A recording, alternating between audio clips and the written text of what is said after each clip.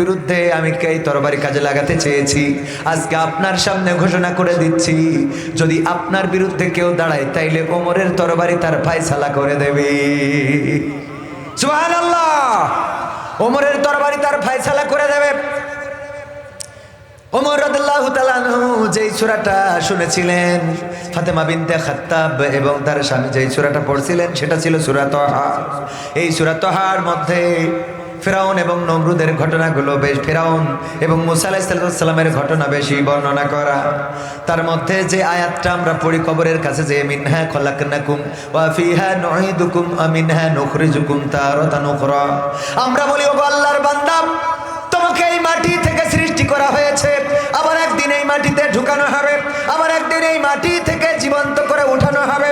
তোমাকে আল্লাহর সামনে দাঁড়ানোই লাগবে, আল্লাহর সামনে তোমাকে উপস্থিত করানো হবে। এই কথাগুলো বলি আমরা মরা লাশের কাছে। বলেন দেখি, যদি কেউ অ্যাক্সিডেন্ট করে ট্রেন রোডের পরে পা দিয়ে টানটাই নিয়ে বসে থাকে, আর ট্রেন যদি চলে যায় তাইলে দুইটা পা কি আর এক জায়গায় থাকবে? ভাগ হয়ে যাবে না? যাবে না? ভাগ হয়ে গেল, দুইটা পা কাটা। রাজশাহী হাসপাতালে 250 বেড বা 500 বেডে রয়েছে। এখন যদি কেউ যেয়ে বলে, ওগো আল্লাহর বান্দা, তুমি কি ট্রেন সম্বন্ধে জানো না? ট্রেন হলো এমন ঝকঝক ঝকঝক করতে করতে আসে, তার টায়ারটা হলো লোহার, চাকাটা হলো লোহার, আর নিচেই থাকে লোহার পাত। সেই পাতের পরে যদি কেউ রাখে হাত কিংবা পা, অমনি কেটে দ্বিখণ্ডিত হয়ে যাবে। এই কথা যদি পাঁচ আর কেটে দুভাগ হয়ে গেছে, ওরে যদি বলে, ওর মিজাজ খারাপ হবে না ভালো হবে? কথা কয় না। কারণ কি? কারণ হলো যা ঘটার তা তো ঘটেই গেছে। কথা কয় না। যা ঘটার তা তো তার জীবনে ঘটেই গেছে, ওর বইলেও কি আর না বইলেও কি। মোটরসাইকেলে গিয়ার দেয় আমার যুবকেরা, আছে না নাই? দিতে দিতে কারেন্টের খুঁটিতে মেরে দিয়েছে। একজন পাতালে আর একজন হাসপাতালে, একজন পাতালে আর একজন হাসপাতালে। যে হাসপাতালে তারে বলতেছে মোটরসাইকেল এত জোরে গিয়ার দিতে হয় না, রাস্তা ভালো না, রাস্তার পাশে কারেন্টের খুঁটি থাকে, ওইটাই লাগলে একটা পাতালে আর একটা হাসপাতালে যাওয়া লাগে। ও বলতেছে, এই কথা আমার শোনাচ্ছেন কেউ? তো আমি প্র্যাকটিক্যালে আমি নিজেই তো ট্রেনিং করি, তারপরে নাইছি। কথা কয় না। মিজাজ খারাপ হবে না ভালো হবে? ওই লোকটা বলবে, আমারে সতর্ক করে লাভ নাই, তোমার ভাতিজারে থামাও, কারণ তোমার ভাতিজা ওই যে ঈদের দিন সেও গিয়ার মারে রে। আজকালকের ছেলেরা বই নিয়ে আর বসে না, ও বাবা গুগলে সার্চ করিয়া পড়ি। ওরে কালের মেয়েরা কোরআন হাদিস ধরে না, এখনকার মা বোনেরা কোরআন হাদিস পড়ে না, ও আল্লাহ টিকটকে ভিডিও ওরা করে। কথা কয় না? আছে না নাই? টিকটকে ভিডিও করে এমন মা বোন আছে না নাই? আজকালকের ছেলেরা বই নিয়ে আর বসে না, গুগলে সার্চ করিয়া পড়ি। আগের সময় প্রেম করিলে আমার হুজুর বলতো পাইছো কি, এখন বলে শখ করিয়া বাবু তুমি খাইছো কি? বাবু তুমি কি খেয়েছ? না, ও খাই না, ফিডার খাবে। আছে না নাই? বুড়ো ধাড়ি হয়ে গেছে, ওরে ডাকে, বাবু তুমি আসো, বাবু আমার বুড়ো ধাড়ি বাবু। আগের সময় প্রেম করিলে মুরব্বীরা বলতো পাইছো কি, এখন বলে শখ করিয়া বাবু তুমি খাইছো কি? লজ্জা শরম নাই, আইলাম কোন জামানাই, লজ্জা শরম নাই, আইলাম কোন জামানাই, ভবিষ্যৎ দেখি অন্ধকারে। আজকালকের ছেলেরা বই নিয়ে আর বসে না, ও বাবা মোবাইলে সার্চ করিয়া পড়ি। নতুন করে হয়েছে চালু এখন আবার কোন ট্রেন্ড, পরিচয় করাই দেখি এই আমার গার্লফ্রেন্ড। আছে না নাই? রাজশাহী আমবাগানে দেখা পুরাতন বন্ধু দেখলাম, আমার একজনের হাত বগল দাবাই নিয়ে গল্প করতেছে, তুমি আমার পরানো পাখি রে। বললাম, দোস্ত বিয়ে করলি কবে? কইলি না তো। ভাবি কেমন আছেন? সালাম আলাইকুম, মানে ওকে সালাম তো। এই ভাবি কেমন আছেন? কারে না কি এর ভাবি, কেন বিয়ে করিনি? তো বিয়ে করিস নাই তাহলে বগলের তলে ওর হাত কেন? কে এটা? পরিচয় করাই দিলে আছে না নাই? নতুন করে হয়েছে চালু, এখন আবার কোন ট্রেন্ড, পরিচয় করাই দেখি এই আমার বয়ফ্রেন্ড। মেয়েরাও ওরা পিছাই নেই। আম্মা তোমাকে বলেছিলাম না আমার বয়ফ্রেন্ডের সাথে কথা বলিয়ে দেব, এই যে নিয়ে এসেছি। এই আম্মাকে সালাম দাও। আম্মা, মা কয় এই দেখি তো মনে হচ্ছে 5 ওয়াক্ত গাঞ্জা টানে। আম্মা হ্যাঁ টানে আম্মা, ও গাঞ্জা না টানলে স্প্রিং এ জোর পায় না। ঠিক না বেটে? আর যত গাঞ্জাখোর, ফ্যান্সিখোর, ডায়ালখোর, ইয়াবাখোর, এদের যত সুন্দরী মেয়ে আছে ওদের পিছনে ঘোরে। ঠিক না বেটে? আর ভালো ভালো ছেলেগুলো বিয়ে করবে, মেয়ে খুঁজে পায় না, সব পায়নাদের রেখেছে ইয়াবাওয়ালারা। এরপরে বিয়ের পরে যখন দেখে ওরে আল্লাহ কি নিয়ে আইছি, মাসের পরে মাস চলে যায়, হক আদায় করতে পারে না, তখন এবার হুজুরের কাছে ফোন দেয়, হুজুর গো কোন মান্দলি করলে ছেলে পিলে হবে? এই কথা কয় না হুজুর, কোন তাবিজ আছে করলে ছেলে পিলে, ছেলে পিলে বোঝেন তো, মানে বাচ্চা, কোন মান্দলি করলে বাচ্চা হবে, মানে ও ওই লাইনে যাবে, তাই এই লাইন দিয়ে শুরু করে। হুজুর গো মনের কথা আর কি বলবো, আমাদের ওই খুকার বাপের তো মেশিনে অনেক ঝামেলা। কথা কয় না, ঝামেলা হবে না কেন? তুই ইয়াবা ট্যাবলেট দেখে গেছিলি?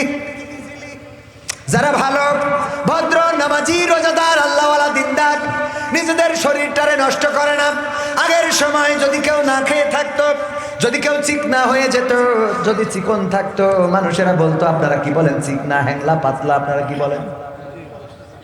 চিকন সবই বলেন, হ্যাংলা, পাতলা, চিকনা যাই বলেন না কেন, তিনটাই বলে দিলাম সমার্থক শব্দ।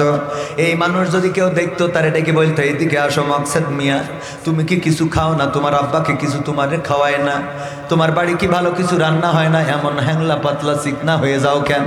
আর এখনকার সময় যদি কেউ চিকনা হয়, ডাক দেয় মকসেদ এইদিকে আয়, কিছু খাওয়া ধরেছিস নাকি? কথা কয় না, কিছু কি টানো? এমন পাতলা হয়ে যাও কেন, মানে কিছু খাইলে, এখন খাইলে চিকন হয়। কথা কয় না। আর এই চিকন মালগুলো সুন্দরী নিয়ে যখন যায়, মিজাজটা আমারও খারাপ হয়। অথচ আমার বিয়ের সময় মা কতটা পাত্রীর কাছে গেছে, কেউ দিতে রাজি হয় না, গোলে মালে জুড়া তালি দিয়েছে, এটা নিয়ে আইলাম, ওইটা নিয়ে এখন আসি। সত্য বলছি। নতুন করে হয়েছে চালু, এখন আবার কোন ট্রেন্ড, পরিচয় করাই দেখি এই আমার বয়ফ্রেন্ড। শরমের মাথা খাইয়া গেছে ওরা পাগল হইয়া, শরমের মাথা খাইয়া গেছে সব পাগল হইয়া, ভবিষ্যৎ দেখি অন্ধকারে। আজকালকের ছেলেরা বই নিয়ে আর বসে না, ও বাবা গুগলে সার্চ করিয়া পড়ে। ওরে কালের মেয়েরা কোরআন হাদিস ধরে না, এখনকার মা বোনেরা পবিত্র কোরআন পড়ে না, ও আল্লাহ টিকটকে ভিডিও ওরা করে। বিশ্বাস হইল না মনে হয়? জোরে বলেন ঠিক না বেঠে? সবাই বলেন ঠিক না বেঠে? আগের সময় যদি বিয়ে করতে চাইতো, আমার ভাইজান না চাচা হবে, যাই হয় হোক, উনি যখন বিয়ে করবেন, বাবা দাদা চাচা তারা মেয়ে দেখার জন্য গিয়েছিল। যাওয়ার পরে ওই মেয়েটারে জিজ্ঞাসা করেছিল, গো মা কোরআন কি পড়তে পারো নাকি? বলেছিল হ্যাঁ পারি। তাইলে একটু পড়ে শোনাও। এমনকি বিয়ে যখন দেখতে যাবে, মেয়ে সামনেই আসতে চায় না। মা সালাতে আমরা 3 রাকাতের পরে 2 রাকাত সুন্নাত জানি, এশার নামাজে 4 রাকাতের আগে 4 রাকাত সুন্নাত, তারপরে আবার 2 রাকাত সুন্নাত, আমরা সব কিছু জানি। আমরা সুন্নাহ হিসাবে অনেক কিছু ফলো করি, কিন্তু রাসূল সাল্লাল্লাহু আলাইহি সাল্লামের সুন্নাহর মধ্যে রাসূলের দান্দান মোবারক শহীদ হয়েছে, নিজ হাতে তরবারি ধরে যুদ্ধ করেছে, হিজরত করা লেগেছে, লড়াই সংগ্রাম করতে হয়েছে, রাষ্ট্র ক্ষমতায় গিয়েছে, এইগুলো মা জানি না। কথা কয় না। আর অনেকেই জানলেও মানি, কথা কয় না, মানি। অনেকেই জানি কিন্তু মানি না। অনেকেই বলে থাকে হুজুর দাওয়াত করে এনেছি, কথা বলবেন কিন্তু দয়া করে রাজনীতির কথা বলবেন না, আল্লাহ ও তার রাসূলের কথা বলে যাবেন। বলেন দেখি আমার রাসূল রাষ্ট্র ক্ষমতায় ছিল না?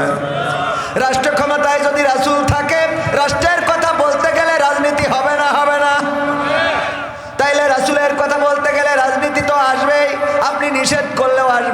আপনি নিষেধ না করলেও আসবে। বরং আমরা যেটা বলতে চাই, অনেকেই মনে করে হুজুর আসে মানে জামাতে ইসলামের কথা বলে। আমি আল্লাহর কসম করে বলি, হুজুররা যদি জামাত ইসলামের কথা বলে তাইলে তাদের নীতিবিরুদ্ধ হয়ে যাবে। কারণ এখানে এই মাহফিলের আয়োজন করেছে এই দেশের এই এলাকার আপামর জনসাধারণ। সুতরাং সব জনগণের কথা বলার দরকার আছে না নাই? এমনকি অনেক মাহফিলে দেখা যায় হিন্দুরাও সহযোগিতা করে, হিন্দুরাও টাকা দেয়, পয়সা দেয়, স্বেচ্ছাসেবকের দায়িত্ব পালন করতেও দেখেছি হিন্দুদেরকে। সুতরাং সব দলের, সব ধর্মের, সব মতের লোকের কথা বলার জন্য জামাত ইসলামের কথা বললে হবে না, প্রকৃত অর্থে আল্লাহর ইসলামের কথা বলা লাগবে। এখন আল্লাহর ইসলামের কথা বলতে যে আপনি যদি মিলায়ে খুঁজে পান জামাতের সাথে মিল আছে তাইলে আছে, যদি বিএনপির সাথে মিল থাকে তাইলে আছে, যদি আওয়ামী লীগের সাথে মিল থাকে তাইলে আছে। যেটার সাথে মিলে যাবে সেইটার সাথে সম্পর্ক রাখলে দোষের কিছু হবে? কথা কয় না হবে? কারণ ইসলামের কথা বললে যদি আজকে আওয়ামী লীগের সাথে মিলে যায়, রাসূলের সুন্নাহগুলো যদি শেখ হাসিনার সাথে মিলে যায়, রাসূলের সুন্নাহগুলো যদি ওবায়দুল কাদেরের সাথে মিলে যায়, তাইলে ওবায়দুল কাদেরকেও ফলো করা যাবে না? যাবে না? ফলো করা যাবে, ঠিক না বেঠে? কিন্তু যদি রাসূলের সুন্নাহর সাথে আমার ডাক্তার মোহাম্মদ আব্দুল বারী সাহেবের যদি রাসূলের সুন্নাহর সাথে মিল না পাওয়া যায়, তাইলে তার কি ভোট দেওয়া যাবে? তার পক্ষে কি দাঁড়ানো যাবে? না, দাঁড়ানো যাবে না। অনেকেই আমাদেরকে ভুল বুঝে থাকেন। অনেকেই মনে করেন এসে যখন ইসলামের পক্ষে, কোরআনের পক্ষে হাত তোলা হয়, আমার বিএনপির ভাইয়েরা অনেক জায়গায় প্রশ্ন করে, হুজুর মাহফিলে আমরাও তো টাকা দিলাম, আমরাও তো অতিথি, আমরাও তো বিশেষ অতিথি, আপনি হাত উঁচু করালেন কই? আমাদের তো ভোট চলে গেল। আমি বলি না, আমি জামাতে ইসলামের পক্ষে, চরমনার পক্ষে, আট্রসি, ফুরফুরা, এমনকি সুন্নিয়াতের পক্ষে কারো পক্ষে হাত তুলি নাই, আহলে হাদিসের পক্ষে হাত তুলি নাই, হাত তুলাই নাই। আমরা যদি হাত তুলাই ওয়াদা করি আল্লাহর পক্ষে, কোরআনের পক্ষে, রাসূলের পক্ষে, আর আল্লাহ, কোরআন, রাসূলের পক্ষে যদি বিএনপি চলে, সেই বিএনপির সামনের কাতারে থেকে মিছিলের নেতৃত্ব দেব, ঠিক না বেঠে? অনেকেই বুঝতে চায় না আমাদেরকে। আমি বলি, যদি এই বাংলাদেশে আওয়ামী লীগ যদি বলে কোরআনের আইন দিয়ে দেশ চলবে, তাইলে সেই আওয়ামী লীগ করতে আমাদের কোনো আপত্তি? যদি বিএনপি বলে কোরআনের আইন দিয়ে দেশ চলবে, রাষ্ট্র ক্ষমতায় কোরআন থাকবে, ডক্টর কামালের লেখা সংবিধান দিয়ে দেশ চলবে না, দেশ চলবে আল্লাহ যে নিয়ম নীতি দিয়েছেন সেই নিয়ম নীতি দিয়ে, তাইলে এই বিএনপির সাথে থাকতে আমাদের আপত্তি? যদি জামাত ইসলাম বলে আমরা কোরআনের আইন মানি না, চরমনায় যদি বলে রাসূলের আইন মানি না, হেফাজতে ইসলাম যদি বলে কোরআনের আইন, রাসূলের আইন চলবে না, তাইলে এই ইসলামের বিরুদ্ধে রাজপথে দাঁড়াইতে আমাদের কোনো আপত্তি? কথা ক্লিয়ার? ভাইয়েরা আমার, ভালো করে বুঝতে হবে, কাটিং সাটিং দিয়ে ভাইরাল করবেন না। অনেকেই আছে কাটিং অংশ, খণ্ডিত অংশ প্রচার করে। দেখেন হুজুর কি বলে ফেললো, কি করে ফেললো। আমি বলেছি যে যদি শেখ হাসিনা ইসলাম কায়েম করে দেয়, তাইলে এই প্রধানমন্ত্রী শেখ হাসিনাকে ক্ষমতায় রাখার জন্য রাজপথে নেতৃত্ব দেব আমি। আগের টুক বাদ দিয়ে লাগাই দিয়েছে শেখ হাসিনাকে ক্ষমতায় রাখার জন্য নেতৃত্ব দিতে আমি রাজি আছি, রাজপথে দাঁড়াবো। মানুষে কয় হুজুর তালি ডাল মে কুছ কালা হে, হ্যাঁ কথা বোঝেননি? আগের লাইন বাদ, পরের লাইন বাদ, এখন অবস্থা অনলাইনে। একবার এক স্যার বলল তোমরা কবিতা লিখে নিয়ে আসবা, যার কবিতা ভালো হবে তারে পুরস্কার দেব। একজন কবিতা লিখেছে, স্যার পড়তেছে, কবিতা লিখে এনেতেছে, লিখেছে কবি এই চোখের জল উঠিয়াছে কপালে। চোখের জল? স্যার কয় তোর কবিতা হয়নি। কয় স্যার কি করে হয়নি? কয় চোখের জল তো নিচেই নামবে, উপরে ওঠে কেমনে, কপালে যায় কেমনে, কপালে পৌঁছায় কেমনে? চোখের জল কপালে পৌঁছানোর কথা। কয় স্যার কবিতার তো এক লাইন পড়ি আমার নাম্বার কেটে দিলেন, পরের লাইন পড়েন। পরের লাইন পড়ে দেখে লেখা আছে পা দুটো বাঁধা ছিল কদমেরও ডালে। চোখের জল উঠিয়াছে কপালে, পা দুটো বাঁধা ছিল কদমেরও ডালে, তাইলে তো চোখের জল কপালে আসবে। কয় না, তাইলে তো ঠিক আছে। কয় এক লাইন পড়েই তো শুরু করে দেন চিল্লানো। আমাদের এরাম কিছু আছে, এক লাইন শুনে চিল্লানো শুরু করে। এক লাইন শুনবেন না, এক লাইন শুনে কথা বলবেন না। এক লাইন শুনে যদি কথা বলেন তাহলে আমার প্রতি জুলুম করা হবে, অবিচার করা হবে। আমার প্রতি এই জুলুম যারা করছেন, গত কয়েকদিন আগে একটা আলোচনায় তারেক জিয়াকে নিয়ে কথা বলেছিলাম। উনি দিয়েছেন, উনি বেকারদের ভাতা দিতে চেয়েছেন। আমি বলেছি এটা ভালো উদ্যোগ, ভাতা দিবে, এটা তো সুন্দর কথা। বেকারদের ভাতা দিক, অসুবিধা নাই, এতে তো কোনো অসুবিধা নাই। বেকাররা ভাতা পাইলে কোনো অসুবিধা কি আছে? কিন্তু বেকার যারা ম্যাক্সিমাম তারা ভুল পথে চলে গেছে, বিপথে চলে গেছে। এদের যদি ভাতা দেওয়া হয় তাইলে বিপথের কোনো ভুল করে বসতে পারে। সুতরাং সেটা না করতে দিয়ে যদি তাদের জন্যে চাকরির ব্যবস্থা করা হয় সেটাই বরং উত্তম। বলেন ঠিক না বেঠিক? এই কথাটারে উল্টো পাল্টা করে অনেকেই আমার বিরুদ্ধে লাগায় যে আমি তারেক জিয়ার বিরুদ্ধে কথা বলেছি, এখন এই হুজুরের বিরুদ্ধে মামলা দিতে হবে। আমরা মামলার ভয় পাই না, হামলার ভয় পাই না, কারণ আমাদের জীবনকে আল্লাহর রাস্তায় সঁপে দিয়েছি। তবে মাথায় রাখবেন, আপনি মামলা হামলা করার আগে বুঝে নেবেন আসলে আমি বলেছি কি, করেছি কি, কার জন্য বললাম, কিসের জন্য বললাম। ঠিক না ঠিক? তা না হলে অবিচার হতে পারে না, পারে না, জুলুম হতে পারে না, পারে না। এই স্টেজে প্রধান অতিথি যিনি, তিনি হলেন বাংলাদেশ জাতীয়তাবাদী দল সদস্য সচিব বাগমারা উপজেলা জনাব অধ্যাপক মোহাম্মদ কামাল হোসেন সাহেব, যিনি বাগমারা উপজেলার সদস্য সচিব বাংলাদেশ জাতীয়তাবাদী দল। এই দলের প্রধান অতিথি আবার সভাপতি যিনি, তিনি হলেন বাংলাদেশ জামাত ইসলামীর নেতা জনাব আলহাজ ডাক্তার মোহাম্মদ আব্দুল বারী, যিনি এই আসনের এমপি পদপ্রার্থী। এই ভ্রাতৃত্ব দরকার আছে না নাই? দুইজনই স্টেজে আসলো, একজন বেগম জিয়ার হাতকে শক্তিশালী করতে বলল, বেগম জিয়ার জন্য দোয়া চাইলো, সুস্থতার জন্য, বিএনপির জন্য দোয়া চাইলো। অবশ্যই অধিকার আছে না নাই? কথা কয় না, আছে না নাই? বেগম জিয়ার পক্ষে আমরাও দোয়া করেছি। আমরা তার বিরুদ্ধে বালুর ট্রাক যখন বাড়ির সামনে ছিল তখন আমরাই কথা বলেছি, বলেন ঠিক কিনা? অথচ যারা আমাদেরকে ভুল বোঝে তাদেরকে বলতে চায় আমাদের ইতিহাসটা খুঁজে দেখেন। একই সাথে 16টা 17টা বছর আর আগের আরো 5 বছর ক্ষমতায় থাকা হলো, ক্ষমতায় থাকার আগেও আবার জোট করা হলো। তার মানে 17 আর 5 কত, 22, আর আগে আন্দোলন যদি হয় 1 বা 2 বছর, তাইলে 22 আর 2 কত, 24, মোট 25 মিলায়ে আমরা 24ও যদি ধরি, 2 যুগ একসাথে থাকলাম, একই ঘরে থাকলাম, একই রাস্তায় নামলাম, একই জেলখানায় থাকলাম। এমনকি সালাউদ্দিন কাদের সাকা চৌধুরী, শর্টকাট নেম সাকা চৌধুরী, যিনি 6 বারের সংসদ সদস্য বিএনপি এবং সেই আমাদের জামাতের মুহতারাম সমাজ কল্যাণ মন্ত্রী সাবেক জনাব আলী হাসান মোহাম্মদ মুজাহিদ রাহিমাহুল্লাহ, দুইজনকে একই দিনে ফাঁসির কাস্টে ঝুলানো হলো। এত কিছু সব একসাথে করে এখন এমন কি ঘটে গেল যে জামাত বিএনপিকে সহ্য করে না, বিএনপি জামাতকে সহ্য করে না। আসলে এই প্যাচটা বাঁধাইলো কারা, খোঁজার দরকার আছে না নাই? এই প্যাচ বাঁধালো কারা? এই প্যাচ বেঁধেছে আমার দাদার দেশ থেকে। কথা কয় না? দাদার দেশ থেকে প্রেসক্রিপশন আসে যে যদি তোমরা এদের সাথে সম্পর্ক একটু ফাঁকা করে রাখতে পারো তাইলে আমরা তোমাদের পক্ষে আছি। এই পক্ষে থাকা পক্ষে না, এই পক্ষে থাকা যদি পক্ষে হইতো তাইলে আমাদের দেশের উন্নয়নে যার কোনো জুড়ি নেই, মেট্রো রেল বানাইলো, পদ্মা সেতু বানাইলো, টানেল বানাইলো, আমাদের দেশের কারেন্ট দিল, ঘরে ঘরে বিদ্যুৎ দিল, 10 টাকা চাইল খাওয়াইলো, ডাইল খাওয়াইলো। সেই নেত্রীরে তারা কেমন করে নিয়ে যায়? কথা কয় না? এত উন্নয়নে যার এত ভূমিকা, সেই নেত্রীর আমাদের দরকার আছে না নাই? কথা কয় না? এই জন্য ডক্টর ইউনূস যখন মিটিংয়ে বসেছিল, আমার নরেন্দ্র মোদী দাদা দাঁড়িয়ে বলল শান্তি, নমো নমো, বলল অত শান্তির দরকার নেই, আমার দরকার শেখ হাসিনার ফেরত দাও। কয়েছে না কয় নাই?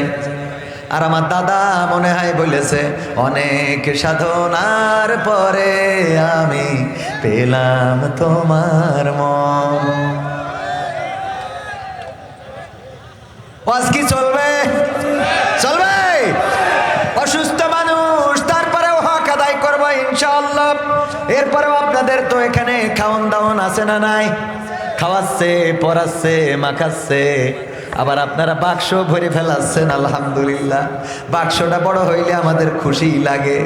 আবার লাইট বন্ধ হয়ে যায় কেন? হ্যাঁ ঠিক আছে, আলোচনা কি শুরু করব? শুনতে রাজি আছেন?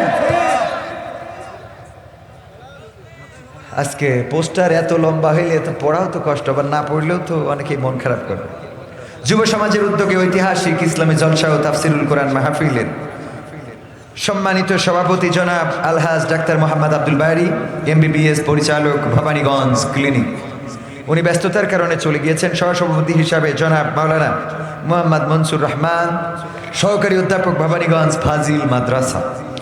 এছাড়া আমাদের প্রধান অতিথি হিসাবে এসেছিলেন, ব্যস্ততার জন্য চলে গিয়েছেন জনাব অধ্যাপক মোহাম্মদ কামাল হোসেন সাহেব, যিনি বাংলাদেশ জাতীয়তাবাদী দল বিএনপির সদস্য সচিব, বাগমারা উপজেলা। আরও অন্যান্য গণ্যমান্য ব্যক্তিবর্গ আছেন। আলোচনা করবেন হযরত মাওলানা শাহ হুসাইন মোহাম্মদ বুলবুল সাহেব, সভাপতি বাংলাদেশ মাজলিসুল মুফাসসিরিন, রাজশাহী জেলা পশ্চিম।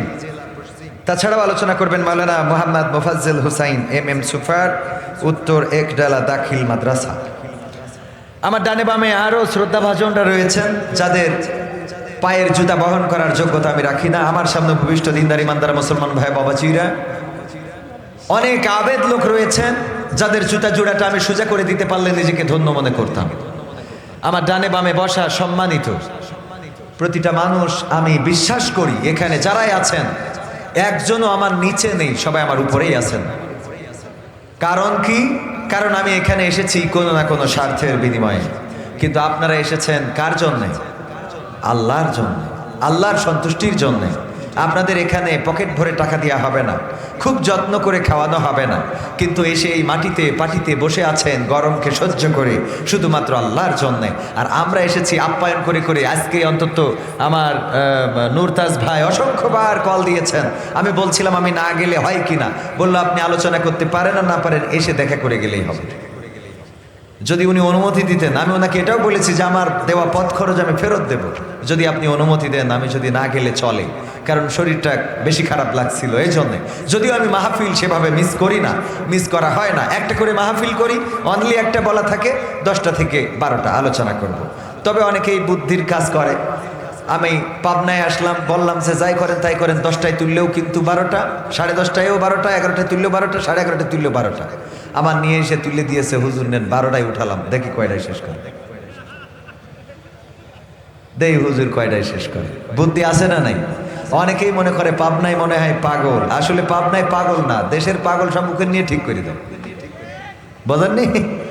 পাবনার লোক অত পাগল না, পাবনায় পাগল নিয়ে যেয়ে ঠিক করে বাড়ি পাঠাই দেয়। সাতক্ষীরা শ্যামনগরে গেলাম, বলতেছে হুজুর যত তাড়াতাড়ি আসবেন আপনারা তত তাড়াতাড়ি স্টেজে উঠাবো। আমি উঠলাম গাবুরা, সাতক্ষীরা শ্যামনগর গাবুরা, উঠে বলছে হুজুর সালাম দেন, দিলাম, বলছে চলে আসেন। কেন? তা বলছে যে এবার বাড়ি যেয়ে রেস্ট করবেন, 2 ঘন্টা পরে আসতে হবে। কেন? আপনি যে বললেন যে যখন পৌঁছাবো তখনই স্টেজে উঠাবেন, কাছে উঠালাম তো সালামও দিলেন, কথা তো রাখিছি, এখন চলে। বুদ্ধি আছে না নাই? শুকরিয়া আদায় করছি সেই মহান রবের। ও পর্দার অন্তরালে রয়েছে মা বোনেরা, আমি তো এখনো সালাম দিয়ে শেষ করতে পারিনি। পর্দার অন্তরালে রত্নাগর্ভা মা বোনেরা যারা প্রজেক্টরের মাধ্যমে, ডিজিটাল প্রজেক্টরে দেখছেন, মাহফিলে মা বোনদের সংখ্যা বেশি হয় না কম হয়? বেশি হয়। আবার বাজারে, মার্কেটে, দোকানে, হাটে, মাঠে, ঘাটে ঈদের পরের দিন, ঈদের দিন মা বোনদের রাস্তাঘাটে আনাগোনা বেশি না কম? বেশি। মানে কি এত বেশি? সব তো এখন সুন্দরী লাগে, আগের সময় তো কালা কোলা ছিল, এখন কালো নাই, যা আছে তার মোটামুটি একেবারে মেকআপ করে লিপস্টিক মারিয়ে এমনি বর্ডার দেয়, তার কাটার বেড়া আছে না নাই, দিয়ে তারপরে আমার মনে হতো যে আসলে কি রমজানে শয়তান বাধা থাকে? সত্যি তো থাকলে মানুষ তো রোজা অনেকেই রাখে না, তো এদের কোন শয়তানে ধরে? এবার ঈদে আমি একেবারে প্রমাণ পাইছি হাতে নাতে যে শয়তানে ছেড়ে দিয়েছে। কারণ ঈদের দিন যেটা দেখলাম, যুবক যুবতী, কপত কপতি, কিশোর কিশোরী, তরুণ তরুণী রাস্তা ঘাটে, হাটে, মাঠে, পার্কে যেভাবে বেড়াইতে, তাতে করে বুঝলাম যে শয়তান ছুটি পেয়েছে। তা না হলে আজকে রোজার মাস চলে গেল, অন্তত ইবাদতের কথা চিন্তা করে হলেও তো অন্তত 2-5 দিন ভালো থাকতো। কথা কয় না, ঠিক না বেঠে? পর্দার অন্তরালে আছেন রত্নাগর্ভা মা এবং বোনেরা, মাইকের আওয়াজ যারা শুনছেন সবাইকে আনুষ্ঠানিকভাবে সালাম জানাচ্ছি, আসসালামু আলাইকুম ওয়া রাহমাতুল্লাহি ওয়া বারাকাতুহু। আমরা আল্লাহর শুকরিয়া আদায় করছি যে মহান রব দয়া করে মায়া করে আমাদেরকে মানুষ হিসাবে সৃষ্টি করেছেন। তিনি চাইলে আমাদের অন্য কোনো প্রাণী করে পাঠাতে পারতেন। যদি আল্লাহ রাব্বুল আলামিন আমাদের অন্য কোনো প্রাণী করে পাঠাতো, যেমন সাপ দেখেন না, এখন যদি একটা সাপ এখানে ঢোকে, এই সাপ মানুষ সাপরে দেখে পালাবে, এটা ঠিক, কিন্তু পালায়ে বাড়ি চলে যাবে না, লাঠি খুঁজে এনে তারে পিটাবে তো পিটাবে, বেঁচে যায় এই ভয়ে আবার তারে পুড়ায় জাহান্নাম বানায় তারপরে যাবে। আপনাদের দিকে পুড়ায়, আমাদের দিকে সাপ মেরে আবার ওরে পুড়ায়, কয়ে ও নাকি বাতাসে বেঁচে যায়। এখানে পুড়ায় না, মারে তো মারে। তো ওই সাপ কোনোদিন কাউরে কামড়ায় নাই, বরং বাচ্চা যা হয়েছে ও বাচ্চাদেরকে বুঝাইছে যে দেখো খবরদার যেন মানুষের কামড়াবা না, অনিষ্ট করবা না। এই ভালো সাপটাও যদি রাস্তায় বের হয় তাও আপনারা রাখবেন তারে? সাপ বানায় যদি পাঠাইতো তাহলে বিনা বিচারে গণধুলাই খেয়ে 28 অক্টোবরে যেভাবে আমার ভাইয়েরা শহীদ হয়েছিল ওইভাবে পৃথিবী ছেড়ে চলে যাওয়া লাগতো। ঠিক না ভাই? ঠিক। যদি শিয়াল বানায় পাঠাতো, এই অঞ্চলের সবচেয়ে ইমানদার শিয়াল যে কোনোদিন কারো মুরগির ঘরে যায় নাই, বরং যারা যায় তাদেরকে গণসংযোগ করে, বলে দেখো যাওয়া যাবে না, এই কাজ করা যাবে না, খারাপ কাজের সাথে জড়িত হওয়া যাবে না, অন্যের মুরগি ধরে খাওয়া যাবে না, গরিব মানুষ অনেক কষ্ট করে মুরগি লালন পালন করে, ফিট কিনে এনে খাওয়ায়, খবরদার যেন কারোর মুরগি ধইরো না, বরং তোমরা পুকুরে যাও, ব্যাঙ খাও, সাপ খাও, কুত্তা বিলাই যা মনে চাই তাই খাও, কিন্তু মানুষের মুরগি ধইরো না। এই কথা বলা শিয়ালটা এমন একজন ইমানদার শিয়ালও যদি দিনের আলোতে বের হয় আর আমার ভাইয়ের সামনে যদি পড়ে, আমার ভাইয়ের হাতে কিছু থাক আর না থাক, বলেন দেখি ওই শিয়ালের দিকে ছুটে মারার বা ছেলে মারার জন্য কিছু খুঁজবে না? খুঁজবে না? সত্য বলছি না মিথ্যা বলছি? আপনাদের দিকে শিয়াল আছে কিনা? যেই শিয়াল কোনোদিন কারো মুরগি ধরে নাই, বরং মুরগি ধরলে আরো ওই শিয়াল বলে এটা গুনার কাজ, অন্যায়, অপরাধ করা যাবে না। এই কথা বলা শিয়ালটাও দিনের আলোতে বেরোতে পারে না। ওগো আমার ভাইয়েরা, আল্লাহ রাব্বুল আলামিন চাইলে আমাদের এমন কোন শিয়াল করে পাঠাতে পারতেন না? পারতেন না? ওই শিয়ালদেরও তো রূহ আছে, ওদেরও জীবন আছে, ওদেরও মনের মধ্যে স্বপ্ন আছে, আশা আছে, আকাঙ্ক্ষা আছে, সন্তান আছে, সম্পদ আছে, ওদেরও এই পৃথিবীতে বেঁচে থাকার জন্য কিছু আশা আকাঙ্ক্ষা, কিছু স্বপ্ন থাকে। ওগো আমার ভাইয়েরা, আল্লাহ রাব্বুল আলামিন চান নাই আমাদেরকে সাপ বানাইতে, চান নাই কুত্তা বানাইতে, বিলাই বানাইতে, শিয়াল বানাইতে, এমনকি যদি বাঘ বানাতো, সিংহ বানাতো, তাও জঙ্গলে থাকা লাগতো অথবা চিড়িয়াখানায় রাখতো, আর আমাদের জন্য বরাদ্দ থাকতো গরুর গোশ, আর আমাদের মরা পোল্ট্রি খাওয়াই রাখতো। বলেন ঠিক কিনা? যে আল্লাহ মানুষ বানাইছে সে আল্লাহর শুকরিয়া আদায় করা যাবে না? যাবে না? সবাই বলেন আলহামদুলিল্লাহ। আমরা আল্লাহর শুকরিয়া আদায় করতে চাই না। মানুষ এত বড় অকৃতজ্ঞ। আল্লাহ বলেন ফাযকুরুনি আযকুরুকুম ওয়াশকুরুলি ওয়ালা তাকফুরুন। আমার আল্লাহ বললেন তোমরা আমাকে স্মরণ করো, আমিও তোমাদেরকে স্মরণ করব। তোমরা আমার জিকির করো, জিকির করার অর্থ স্মরণ করা। তোমরা যদি আমাকে স্মরণ করো আমিও তোমাদেরকে স্মরণ করব, আর আমার নিয়ামত খেয়ে অকৃতজ্ঞ হইও না। কিন্তু আমরা মানুষ এত বড় অকৃতজ্ঞ, আপেলটা খায় আর বলি আপেলটা আমার দুলাভাই এনেছিল অনেক মিষ্টি। কথা কয় না? মুরগির গোশত খায় আর বলি দেশি মুরগি, এই জন্য এত স্বাদ। এটা বলি না আল্লাহ রাব্বুল আলামিন মুরগির মধ্যে এত স্বাদ দিয়েছেন আলহামদুলিল্লাহ। এই আলহামদুলিল্লাহ শব্দটা বলতে আমাদের কার্পণ্য আছে না নাই? অকৃতজ্ঞ মানুষ আল্লাহর শুকরিয়া আদায় করে না। অকৃতজ্ঞ, এতটাই অকৃতজ্ঞ হয়ে যায় 5ই আগস্টে যারা আন্দোলন করলো, রক্ত দিল, জীবন দিল, আমার ছাত্র জনতা, তারা ক্ষমতার জন্য লড়ে নাই, তারা চেয়ারে বসার জন্য লড়ে নাই। আমার ছোট্ট ছোট্ট বাচ্চা শিশুরা তারা রাজপথে নেমে গেল। বাঘা শুধু নয়, রাজশাহীতে রাজপথে থেকে পুলিশের সামনে বুকটা পেতে দিল। রংপুরের আবু সাইদ বুকটা পেতে দিয়ে বলল এই বুকে গুলি করতে পারো, তারপরেও রাজপথ ছেড়ে দেব না। বুকে গুলি খাইলো, শহীদ হয়ে গেল। প্রায় 2000 শহীদ হইল, 20,000-এর বেশি আহত হইল। এত কিছু করে স্বৈরাচার ফ্যাসিস্ট বিদায় নিল। আর অনেকেই আবার বলে তথাকথিত আন্দোলন। অকৃতজ্ঞ একেবারে, মানে চোখের পরে উল্টে ফেলে বলে তথাকথিত আন্দোলন। আবার রুমিন ফারহানা, আমার বিএনপির ভাইরা মাইন্ড করবেন না, আমার বিশ্বাস এইটা মাল খাই দাদাদের কথা কয় না। বলে যে 36 দিনের আন্দোলনে সরকার পতন হয় না, তাহলে 18 বছরে কি হয়েছে এটা কও। 36 দিনের আন্দোলনে সরকার পতন হয় নাই তো কি হয়েছে? দলমত নির্বিশেষে রাজপথে দাঁড়ালো ছাত্র জনতা, যারা কোনো রাজনৈতিক পরিচয়ে দাঁড়ায় নাই, তারা ছাত্রত্বের ব্যানারে দাঁড়িয়েছে। তারা চেয়েছিল বাংলাদেশ ফ্যাসিবাদ মুক্ত করতে। তাদের একটাই দাবি ছিল যে ক্ষমতা ছাড়তে হবে, চেয়ারটা ছাড়তে হবে। তারা চেয়ারটা ছাড়িয়ে শেখ হাসিনাকে পাঠিয়ে আবার ঘরে ফিরে গিয়েছে। 2 জন উপদেষ্টা ছাত্রদের মধ্যে, তাও একজন চলে গেছে আর একজন আছে, না জানি সেও কবে চলে যায়। ওরা যদি ক্ষমতার জন্য লড়তো তাইলে ছাত্র জনতাদের মধ্যে থেকে প্রধান উপদেষ্টা তারপরে এক এক করে সব উড়া হইতো। বলেন ঠিক কিনা? ঠিক না বেঠে?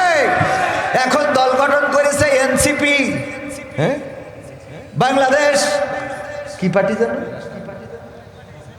সিটিজেন না, না আরেকটা, হ্যাঁ যাই হোক, নাগরিক পার্টি, সিটিজেন পার্টি, হ্যাঁ এনসিপি। এই এনসিপি গঠন করেছে ছাত্র জনতার এই দলে, যা কারো যদি মন চাই সে সেই দল করবে, না চাইলে করবে না। বাংলাদেশ জাতীয়তাবাদী দল ঐতিহ্যবাহী একটা দল। জিয়াউর রহমানের যে আদর্শ ছিল, সেই আদর্শের রাজনীতি যদি হয় তবে বাংলাদেশ পথ হারাবে না। ঠিক না ঠিক? ডক্টর ইউনূস এখন যেটা করছে এই দেশের জন্য ইন্টারন্যাশনাল ভাবে যেই কাজগুলো করে যাচ্ছে ডক্টর ইউনূসের এই শাসনে বাংলাদেশের মানুষ খুশি আছে না নাই? কিন্তু নির্বাচনের পরিবেশ করে দিতে হবে, মানুষের ম্যান্ডেট, মানুষ যেন তার মতামত প্রকাশ করতে পারে, একটি সুন্দর পরিবেশ করে দিতে হবে। যেই পরিবেশে যদি চাই ধানের শীষে ভোট দেবে, যদি চাই দাড়িপাল্লা তাতে ভোট দেবে, যদি চাই অন্য মার্কা তাতে ভোট দেবে। কিন্তু বাংলাদেশে কোনো ফ্যাসিবাদের মার্কা চলবে? যেই ফ্যাসিবাদেরা নির্বিচারে মানুষ হত্যা করেছে, যেই ফ্যাসিবাদ বাংলাদেশে বেগম জিয়ার বাড়ির সামনে ট্রাক রেখেছিল, যেই ফ্যাসিবাদ জামাত ইসলামের আমিরের গলায় ফাঁসির রশি ঝুলিয়েছে, যেই ফ্যাসিবাদ ইসলামী আন্দোলনের নেতা কর্মীদেরকে ফাঁসির কাস্টে ঝুলিয়ে বিদায় করেছে, যেই ফ্যাসিবাদ আল্লামা দেলোয়ার হুসাইন সাইদির মতো কোরআনের মুফাসসির গোটা বাংলাদেশ শুধু নয় পৃথিবীর 50টিরও বেশি দেশে যিনি তাফসীর করলেন, যার বয়ান শুনে হাজার হাজার মানুষ পথ খুঁজে পেয়েছে, যার বয়ান শুনে শত শত মানুষ ইসলাম কবুল করেছে, যার বয়ান শুনে এখনো পর্যন্ত মানুষেরা পথের দিশা খুঁজে পায়, এই মানুষটারে যারা 13টা বছর কারাগারে রেখে ক্ষান্ত হয় নাই, চিকিৎসার নামে হাসপাতালে নিয়ে ইনজেকশন পুশ করে শহীদ করে দিল, এই ফ্যাসিবাদ আর বাংলাদেশে আসতে দেয়া হবে না। হবে? এমপিরা সব কোথায় গেল? মন্ত্রীরা সব কোথায় গেল? কোথায় কাদের কাকা? তাদের ছাড়া দেশটা এখন লাগে ফাঁকা ফাঁকা। পালাবো না, প্রয়োজন হলে ফখরুলের বাসায় গিয়ে উঠবো। পালাবে না যাই না তবু দেখা, পালাবে না যাই না তবু দেখা। তাদের ছাড়া দেশটা এখন লাগে ফাঁকা ফাঁকা, ওদের ছাড়া দেশটা এখন লাগে ফাঁকা ফাঁকা। আইন মন্ত্রী আটকে গেল আইনেরই ফাঁকে, দাড়ি ছাড়া দরবেশের ভণ্ড ভণ্ড লাগে। ঠিক না বেটা? আইন মন্ত্রী আটকে গেল আইনের ফাঁকে, দাড়ি ছাড়া দরবেশের ভণ্ড ভণ্ড লাগে। শুনছি কত নেতা নেত্রী খাইতেছে ভাই ডান্ডা, বিচারপতি কালামানিকের ফাটিয়েছে আন্ডা। পলকেরও ঝলক গেল থামিয়ে নেটের চাকা। কথা পায় না? আপনাদের এলাকার মানুষগুলি বলতেছেন না নাকি? পলকের ঝলক গেল থামিয়ে নেটের চাকা, তাদের ছাড়া দেশটা এখন লাগে ফাঁকা ফাঁকা, ওদের ছাড়া দেশটা এখন লাগে ফাঁকা ফাঁকা। কই গেল সেই সংসদেতে মমতাজের গান, কোথায় গেল হযরত বালা শামীম ওসমান? মমতাজের গান কি এখন সংসদে শোনা যায়? না, শোনা যায় না। আমি বললাম, গো মমতাজ আপা, আপনার তো গান গাওয়া লাগবে, কেন গাবেন না? যেই সরকার আপনার এমন এমপি বানাইলো, সংসদে নিয়ে গেল, অথচ বাংলা এখনো শুদ্ধ করে পড়তে পারেন না, আর ইংরেজি পড়তে গেলে তো আমার মতো দাঁত ভেঙে যাবে। ঠিক না বে ঠিক? তারে সংসদ সদস্য বানাইলো, এত সম্মান দিল, যে যাত্রা পালার নায়িকা ছিল, তারে ওই সংসদের মতো পবিত্র জায়গায় বসালো, যে আবার কোরআনের ব্যাখ্যা করতো, আলিফ লাম মিমের ব্যাখ্যা করতো, যে মেশকাত শরীফে আছে আলিফে আল্লাহ মিমে মুহাম্মদ আর কি লামে জিব্রাইল, এই ব্যাখ্যা মেশকাত শরীফ সিয়াসিত্তায় আছে, সিয়াসিত্তার মধ্যে মেশকাত আছে, কথা কয় না। ওই এটিএম শামসুজ্জামানের মতো কি একটা যেন বলেছে, বলছে এটা কোথায় আছে, বলছে হাদিসে আমপাড়ায় আছে, হাদিসে আমপাড়া।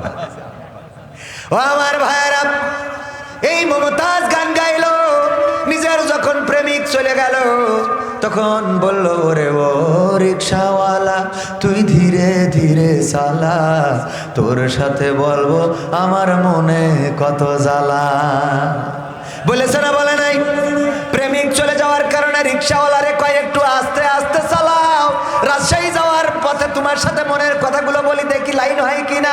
আবার যখন স্বামী চলে গেল তখন বলল, বন্ধু যখন বউ লইয়া আমার বাড়ির সামনে দিয়া লুঙ্গি ধইরা হাইটা যায়, ফাইটা যায় ও বুকটা ফাইটা যায়।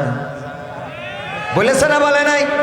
অথচ তার নেত্রী, যেই নেত্রীর নামে, যেই নেত্রীর বাবার নামে সংসদে গান গাইল, সেই নেত্রী চলে গেল রে, আর আমার মমতা জাপা কোনো গান গাইল না রে। আমি বলি তুমি নেমো খারাপ, তুমি বেঈমান, তোমার মতো বেঈমান নেমো খারাপ স্বার্থপর আর হইতে পারে না। আমি শিখাই দিলাম গো আপা, যদি পারো তাইলে গাও আমার সোনার ময়না পাখি, কোন বা দোষে দাদার কাছে গো আমরা দেশে কেমনে থাকি রে আমার কলজের ময়না পাখি। গাওয়ার দরকার আছে না? নাই? তাইলে অন্তত ওই পার থেকে নেত্রী বুঝতো যে না, এতদিন যাদের খাওয়াইছি মোটামুটি কাজে লেগেছে, কথা কয় না। নেত্রী বুঝে নিয়েছে যে খাওয়ালাম সারাটা জীবন যাদের নেমো খারাম, বা সারা জীবন বলল খেলা হবে পালাবো না, বলেছে না বলে নাই? জলে জলে বলি বলি সব কোথায় গেল, একটারও দেখা মিলেছে? গান গাচ্ছে না তা না, গানও গায় তারা, তবে সেই গানটা গোপনে গায়, মাঠে গায়, বাগানে গায়, পায়খানা ঘরে বসে গায়। বলবো সেই গানটা কি? ও আমার দরদি আগে জানলে, আগে জানলে তোর ভাঙা নৌকায় চড়তাম না, ভাঙা নৌকায় চড়তাম না, এই বিপদে পড়তাম না, ভাঙা নৌকায় চড়তাম না, আজ বিপদে পড়তাম না। ওরে বর্ডারেতে খাইলাম ধরা, বিসিটাও তো পাইলাম না, আগে জানলে, কথা কয় না, আগে জানলে তোর ভাঙা নৌকায় চড়তাম না। ঠিক না বেঠে? আল্লাহর বাইরে যদি আপনি কোনো দলে কোনো মার্কায় চলেন, কোনো মার্কায় যদি আপনি চলেন, সেই মার্কা দিয়ে দুনিয়ায় তো মুক্তি পাওয়া যাবে না, আর পরকাল তো আরো কঠিন হবে, বলেন ঠিক কিনা? আল্লাহর পথের পথিক যারা, আল্লাহর পথে দাঁড়ায় যারা, আল্লাহর পথে চলে যারা, তাদের পক্ষে যদি থাকেন রাষ্ট্র ক্ষমতায় যাওয়া লাগবে না, প্রয়োজন হবে না। রাষ্ট্র ক্ষমতায় যাওয়ার জন্য চেষ্টা করবে, এতেই আপনার দুনিয়া আখিরাতের জীবন সুন্দর হয়ে যাবে, বলেন সুবহানাল্লাহ। ওগো আমার ভাইয়েরা, তাইলে গানের যেই জায়গায় ছিলাম ওখানে আবার ফিরে যাই। আলোচনা তো করতে হবে, সময় তো খুব দ্রুত চলে যাচ্ছে, 12টায় শেষ করতে চাইলাম, একটু সময়। ভাইয়েরা আমার, পবিত্র কোরআনের সূরা তাহার 55 নম্বর আয়াত তেলাওয়াত করেছি, মনে আছে না নাই? মুখস্থ আছে না নাই? মুখস্থ আমাদের হয়ে গেছে কেন? মিনহা খলাকনাকুম ওয়া ফিহা নুঈদুকুম ওয়া মিনহা নুখরিজুকুম তারাতান উখরা। এই আয়াতটা মুখস্থ আমাদের আছে না নাই? মুখস্থ হয়ে গেছে, কারণটা কি? হ্যাঁ বলেন, কারণটা কি? হ্যাঁ হ্যাঁ হ্যাঁ, আমি সেই কথাটাই শুনতে চাচ্ছিলাম। যখন কাউকে মাটি দিই, কবর দিই, তখন আমরা এই আয়াতে কারিমা তেলাওয়াত করি। ওগো আমার ভাইয়েরা, এটা হলো এই আয়াতের পরে জুলুম করা, অন্যায় করা, অবিচার করা। এই অন্যায় অবিচার যে করেন, সেই কেন করেন আর কেন করবেন না, সেই কথাটা আজকে আপনাদের সামনে ক্লিয়ার করে দিয়ে তারপরে বাড়ি যাব। শুনতে কি রাজি আছেন? রাজি আছে? কারা কারা রাজি? দুটি হাত দেখি। লিল্লাহি তাকবীর। আল কোরআনের আলো, আল হাদিসের আলো, আমার নেতা তোমার নেতা, নারায়ে তাকবীর। ওগো আমার ভাইরা, যদি আপনারা শুনতে চান, কথা শেষ না করে যাব না, সময় যা হয় হবে। এসেই যখন পড়েছি শেষ করে যাব। সূরাটা মাক্কি সূরা, এমন সময় নাজিল হয়েছিল যে সময় ওমর রাদিয়াল্লাহু তাআলা আনহু ইসলাম গ্রহণ করেছিল, ঠিক এই সূরা নাজিলের সময়। কারণটা কি? কারণ হলো ওমর রাদিয়াল্লাহু তাআলা আনহু শানে নজুলে যেটা পড়লাম, ওমর রাদিয়াল্লাহু তাআলা আনহু, এটা শানে নজুল নাই, এই কারণে কোরআন সূরা নাজিল হয় নাই। বিষয়বস্তুর প্রেক্ষাপট সেটাই যেটা বর্ণনা হয়েছে সেটাই আপনাদের সামনে বলছি। শানে নজুলটা হলো আল্লাহর নবী সাল্লাল্লাহু আলাইহি সাল্লাম যখন কোরআন শোনাতেন, তখন কাফেরেরা বলতো, এতই যখন জানো তাইলে মুসা ফেরাউন তাদের ঘটনা একটু শোনাও দেখি, আমরা শুনবো। আল্লাহ রাব্বুল আলামিন পবিত্র কোরআনের এই সূরা তাহার মাধ্যমে মুসা আলাইহিস সালাম এবং ফেরাউনের ঘটনা গুলো সবিস্তারে বর্ণনা করেছেন। বলেন সুবহানাল্লাহ। এটা ছিল এটার শানে নজুল, কিন্তু নাজিল হয়েছে প্রেক্ষাপটটা ছিল সেই সময়, যেই সময় ওমর রাদিয়াল্লাহু তাআলা আনহু ইসলাম কবুল করে নাই। ইসলাম কবুল করে নাই, মিটিং চলছিল, কে মুহাম্মাদের মাথা কাটবে। ওমর বলল, আমি কাটবো, আমি পারবো। বলছে যাও, রওনা দিল। পথিমধ্যে ইবনে নাইমের সাথে দেখা। ইবনে নাইম বলল, ওই যে ছাগলের বাচ্চা, ভেড়ার বাচ্চা, দুম্বার বাচ্চা ধরতে পারবা নাকি? কয় হ্যাঁ পারবো, ধরে দেখাও। নবীর তো মাথা কাটতে যাচ্ছাও, ছাগলের বাচ্চা, উটির বাচ্চা, ঘোড়ার বাচ্চা, গরুর বাচ্চা, বাছুর, এগুলো ধরা যায় নাকি? তিরিং বিড়িং করে একদিক থেকে আরেক দিকে চলে যায়, ধরতে পারলো না। ওমর রাদিয়াল্লাহু তাআলা আনহু ঘেমে লাল হয়ে গেল, মিজাজটার গরম হয়ে গেল। ইবনে নাইম বললেন, ওগো ওমর, নবী মুহাম্মাদের মাথা কাটতে চলেছ খোলা তরবারি নিয়ে, অথচ তোমার ঘরে তোমার বোন ফাতেমা বিনতে খাত্তাব এবং তার স্বামী তোমার ভগ্নিপতি একই সাথে ইসলাম কবুল করেছে। এই খবর কি রাখো নাকি? আগে বাড়ি ঠিক করো, তারপরে অন্য জায়গায় যাও। মিজাজ খারাপ হবে না? হবে না? আমার বিএনপির ভাইয়েরা যদি শোনে যে বাড়ির স্ত্রী জামাতের রুকন হয়েছে, মিজাজ খারাপ হবে না? হবে না? কথা কয় না। আর যদি আমলিগরা শোনে তাহলে তো সংসারই টেকবে না।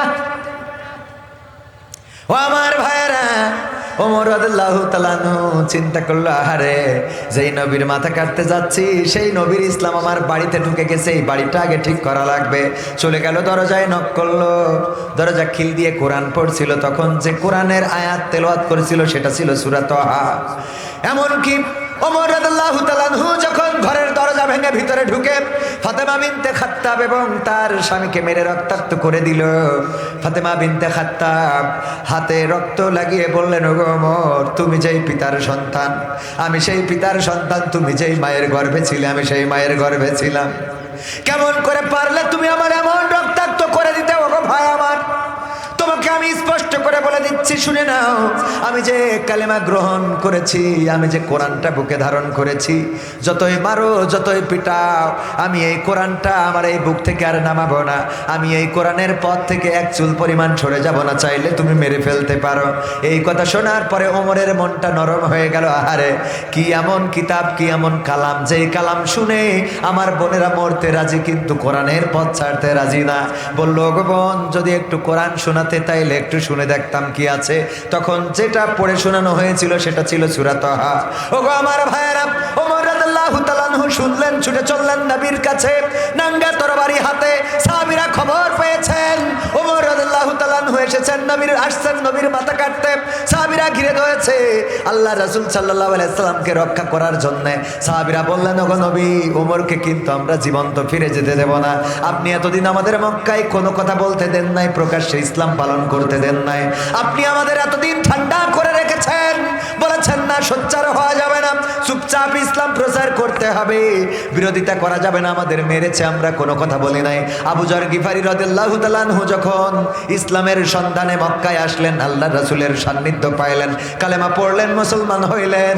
আল্লাহর নবী বললেন, আবু যর তুমি চলে যাও তোমার গিফার গোত্রে, সেখানে যে তুমি ইসলাম প্রচার করো, খবরদার যেন মক্কার আনাচে কানাচে এই কথা বলবা না।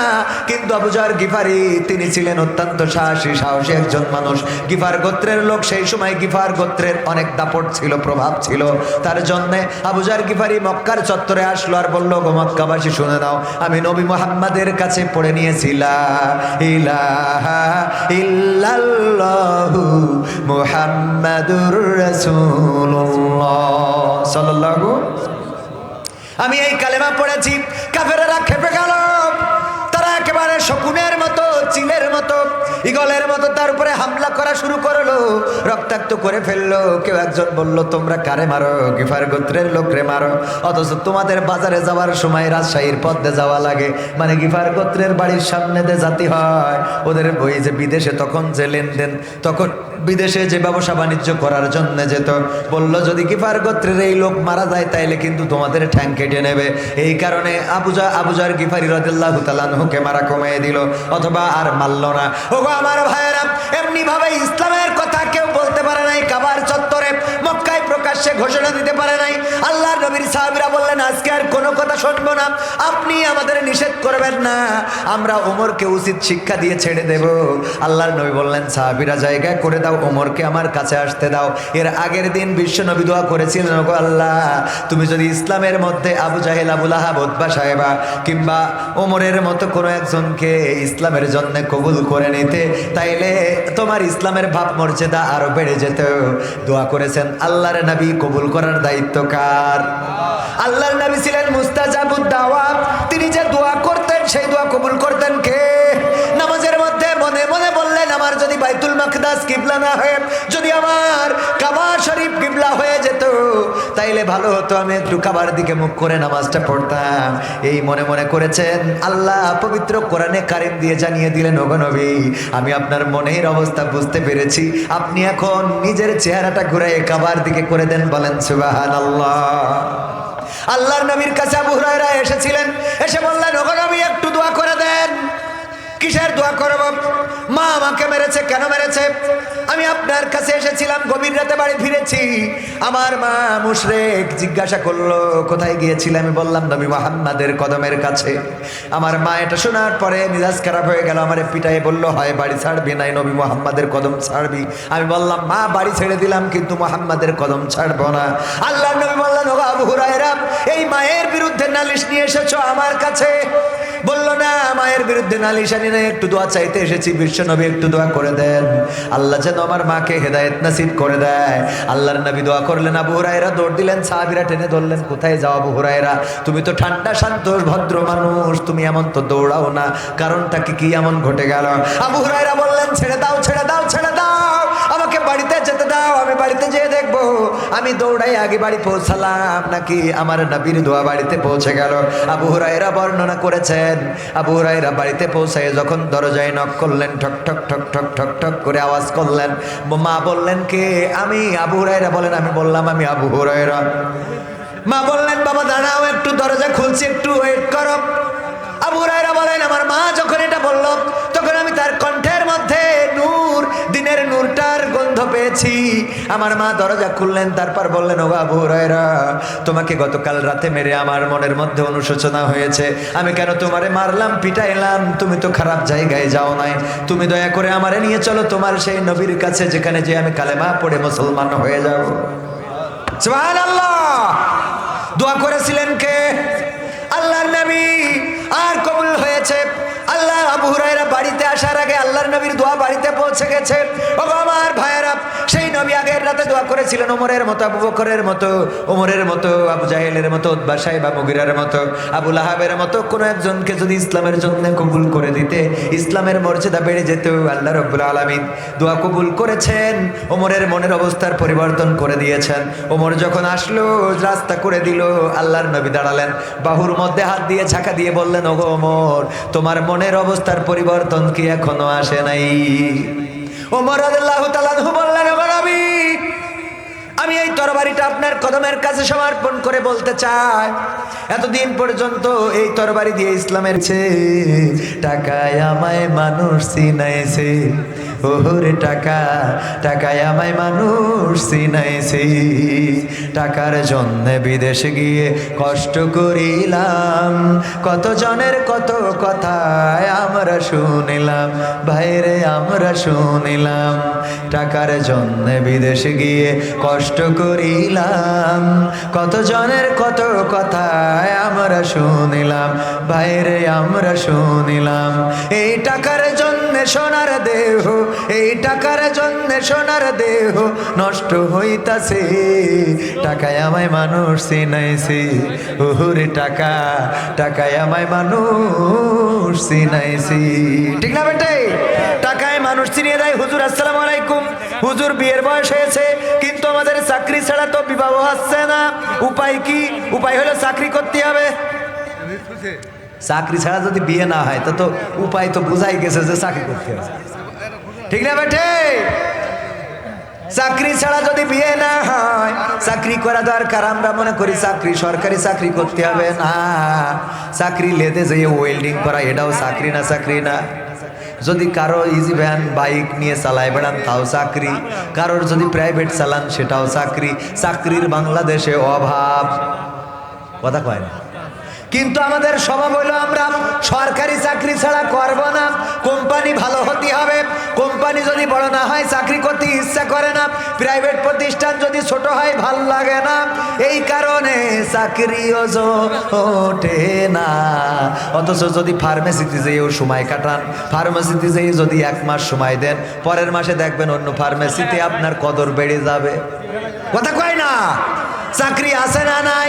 1 মাস আপনি কোনো ওয়েল্ডিং এর দোকানে যেয়ে সময় দেন, কি করে ওয়েল্ডিং করতে হয়, কি করে জানলা দরজা বানাইতে হয়, এই সময় যদি দেন অমনি দেখবেন আপনার কিন্তু কদর বেড়ে যাবে। 1 মাস 2 মাস পরে আপনার অন্যরা নিতে চাইবে, এরপরে আপনি নিজে একটা লেদ খুলবেন, নিজে একটা কারখানা করবেন, সেখানে আবার অন্যদেরকে চাকরি দিয়ে দেবেন, তখন আপনি হয়ে যাবেন বস।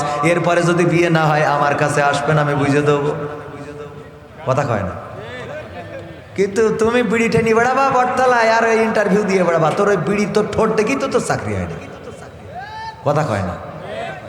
যখন ইন্টারভিউ নাই জিজ্ঞেস করে বাবা কত সালে ম্যাট্রিক, যেই ফাঁক করি বলে মুখ দিয়ে বিড়ির গন্ধ বেরোয়, কয় বাবা আর বলা লাগবে না, যাও তুমি বিড়ি টেনি বেড়াবা আর বিয়ে খুঁজে বেড়াবা।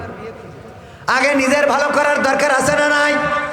যদি মোটে কোনো কাজ না থাকে ব্যাটারি চালিত ভ্যান চালাও, এরপরে যদি বিয়ে না হয় আমি বুঝে দেব, বরং দাম বেড়ে যাবে। যে MBBS পাস করি ভ্যান চালাও, মানুষ বলবে দেখিস ওর দেখবেন যে টিভিতে নিউজ হবে, 2 দিনই ভাইরাল, তোর বিয়ে হবে কি 4টে একসাথে হবে।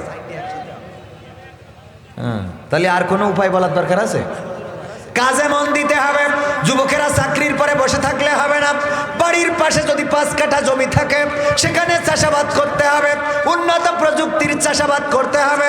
যদি একটা বাইক থাকে মার্কেটিংয়ে ঘুরে বেড়ানো যায়, বিভিন্ন পণ্যের সেলস দেওয়া যায়, অথবা কোনো পণ্যের ডিলার নেওয়া যায়, ফার্মেসিতে থাকা যায়, কাজে কোনো লজ্জা নাই, ছোট কাজও বড় হয়ে যায়।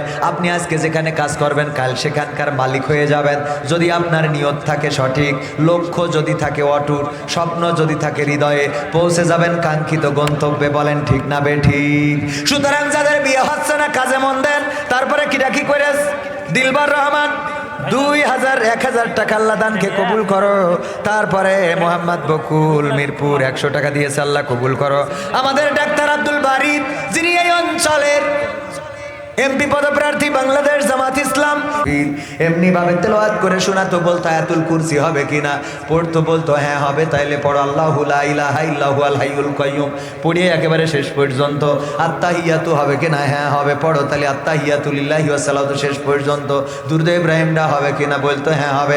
নামাজের আরকান আহকাম কয়টা, উযুর ফরজ কয়টা, গোসলের ফরজ কয়টা, সব কিছু যখন বলতে পারতো, মেয়েটার যদি চেহারাটা একটু কালো হইতো, যদি শ্যামলা বর্ণ হইতো, চেহারার মধ্যে যদি দাঁতের একটু একা বেঁকা থাকতো, তারপরেও মুরব্বীরা বলতো যেহেতু অন্য সাইডগুলো 100-100, সুতরাং জাতের নদীর পানি ঘোলা ভালো, জাতের মেয়ে কালো ভালো, এই মেয়েটারে আমাদের সংসারের জন্য পুত্রবধূ করা যায়। বলেন ঠিক কিনা?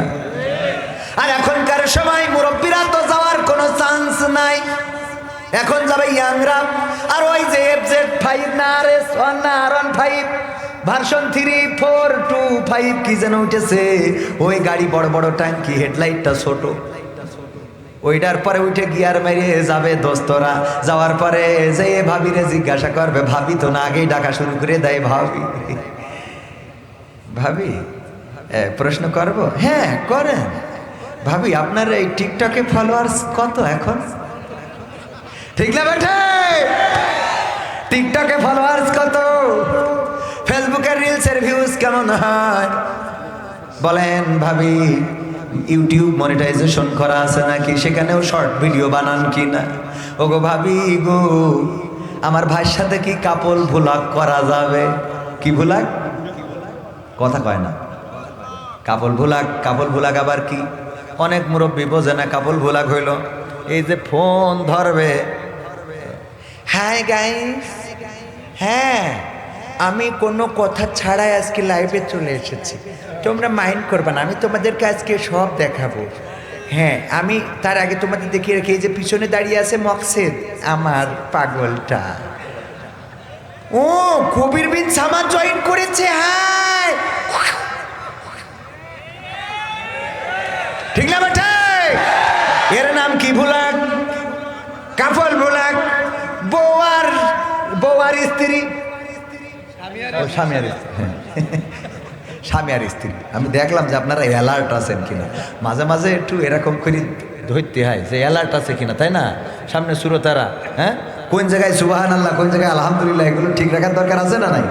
তাহলে স্বামী আর স্ত্রী দুইজনে ভ্লগ বানাবে, স্ত্রীর সামনে দাঁড়ায় আর পিছনে স্বামী, আর ওইগুলো বউ যখন উড়ন্ত কিস মারে কবির বিন সামাদ,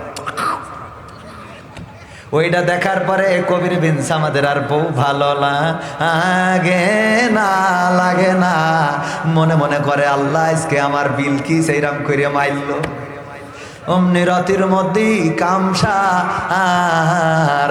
ওরে যুবকরা বুঝিস নে, তোর বোর কনে শুয়াই রাখলি। কথা কয় না? কয়টা ডলারের জন্য বউটারে পতিতা বানালি, নিজে তো জাহান্নামে, বউ তো জাহান্নামে গেল, তোরও সাথে করি নেলে। কথা কয় না? এইগুলো বন্ধ হওয়ার দরকার আছে না? না আছে। আমার ভাইয়েরা, এইটা যদি বন্ধ করতে হয়, নারীদেরকে পর্দার মধ্যে রাখতে হবে। আমার আল্লাহ বলেছেন, ওয়াকরনা ফি বুয়ুতিকুন্না ওয়ালা তাবাররাজনা তাবাররুজাল জাহিলিয়াতিল উলা। ওগো নারীরা, তোমরা পর্দার মধ্যে থাকো, জাহিলি যুগের মেয়েদের মতো সাজুগুজু করে নিজেদেরকে প্রদর্শন করে বেড়ায়ও না। আর আমার মা বোনেরা এখন বলে, আল্লাহ তোমার কথাও রাখবো, শয়তানের কথাও থাকবে। সেটা কেমনে? আমার ভাইজান দাওয়াত দিয়েছে, পিকনিকে নিয়ে যাবে কোথায়? রাজশাহীতে। বললাম যাব। দাওয়াত দিয়েছে 10 জনের, উনি জানেন 10 জন বললে লোক বেশি হয়ে যাইতে পারে, যদি কোনোভাবে লোক বেড়ে যায় তাইলে 10 জনের জন্য বিরিয়ানি বা ভাতের অর্ডার করা, এই ভাত খাওয়াবো, বাকি লোকের কি খাওয়াবো, সাথে করে কিছু মুড়ি নিয়ে গেছে, যে যদি লোক বেড়ে যায় তাইলে কিছু মুড়ি খাওয়াবার, কিছু লোকের ভাত খাওয়াবো। আমার কাছে জিজ্ঞেস করছে, কবির ভাই আপনি মুড়ি খাবেন না ভাত খাবেন? আমি বললাম ভাত খেয়ে তারপর মুড়ি খাবো, ভাত খেয়ে তারপর সহ্য না করি পারা যায়, ভাত খেয়ে মুড়ি খাবো। তার মানে যে উদ্দেশ্য তার ছিল সেটা কি আর হইল? যদি সবার জিজ্ঞেস করে কি খাবা, কেউ যদি বলে মুড়ি খেয়ে ভাত খাবো, আর কেউ যদি বলে ভাত খেয়ে মুড়ি খাবো, তাইলে বলেন দেখি উনার মুড়ি আর ভাত দুইটা তেশমারা খাবে না? ও আমার ভাইয়েরা, মা বোনদের বলল, ওয়াকরনা ফি বুয়ুতিকুন্না ওয়ালা তাবাররাজনা তাবাররুজাল জাহিলিয়াতিল উলা। ও নারীরা পর্দার মধ্যে থাকো, জাহিলি যুগের মেয়েদের মতো সাজুগুজু করে নিজেদেরকে প্রদর্শন করে বেড়াইও না। এই কথা আল্লাহ বলল। মা বোনেরা বলল, আল্লাহ তোমার কথাও থাকবে, শয়তানের কথাও রাখবো। সেটা হইলো আগে সাজুগুজু করব, তারপরে বোরকা পরব, পার্কে যেয়ে খুলবো, আসার সময় আবার লাগাবো। ঠিক না বেটে? এত সাজা আমার যুবকরা দেখি বলে আবেদা ছাড়া বাঁচবে না, ওর আবেদারই লাগবে, আবেদা ছাড়া কারো বিয়ে করবে না।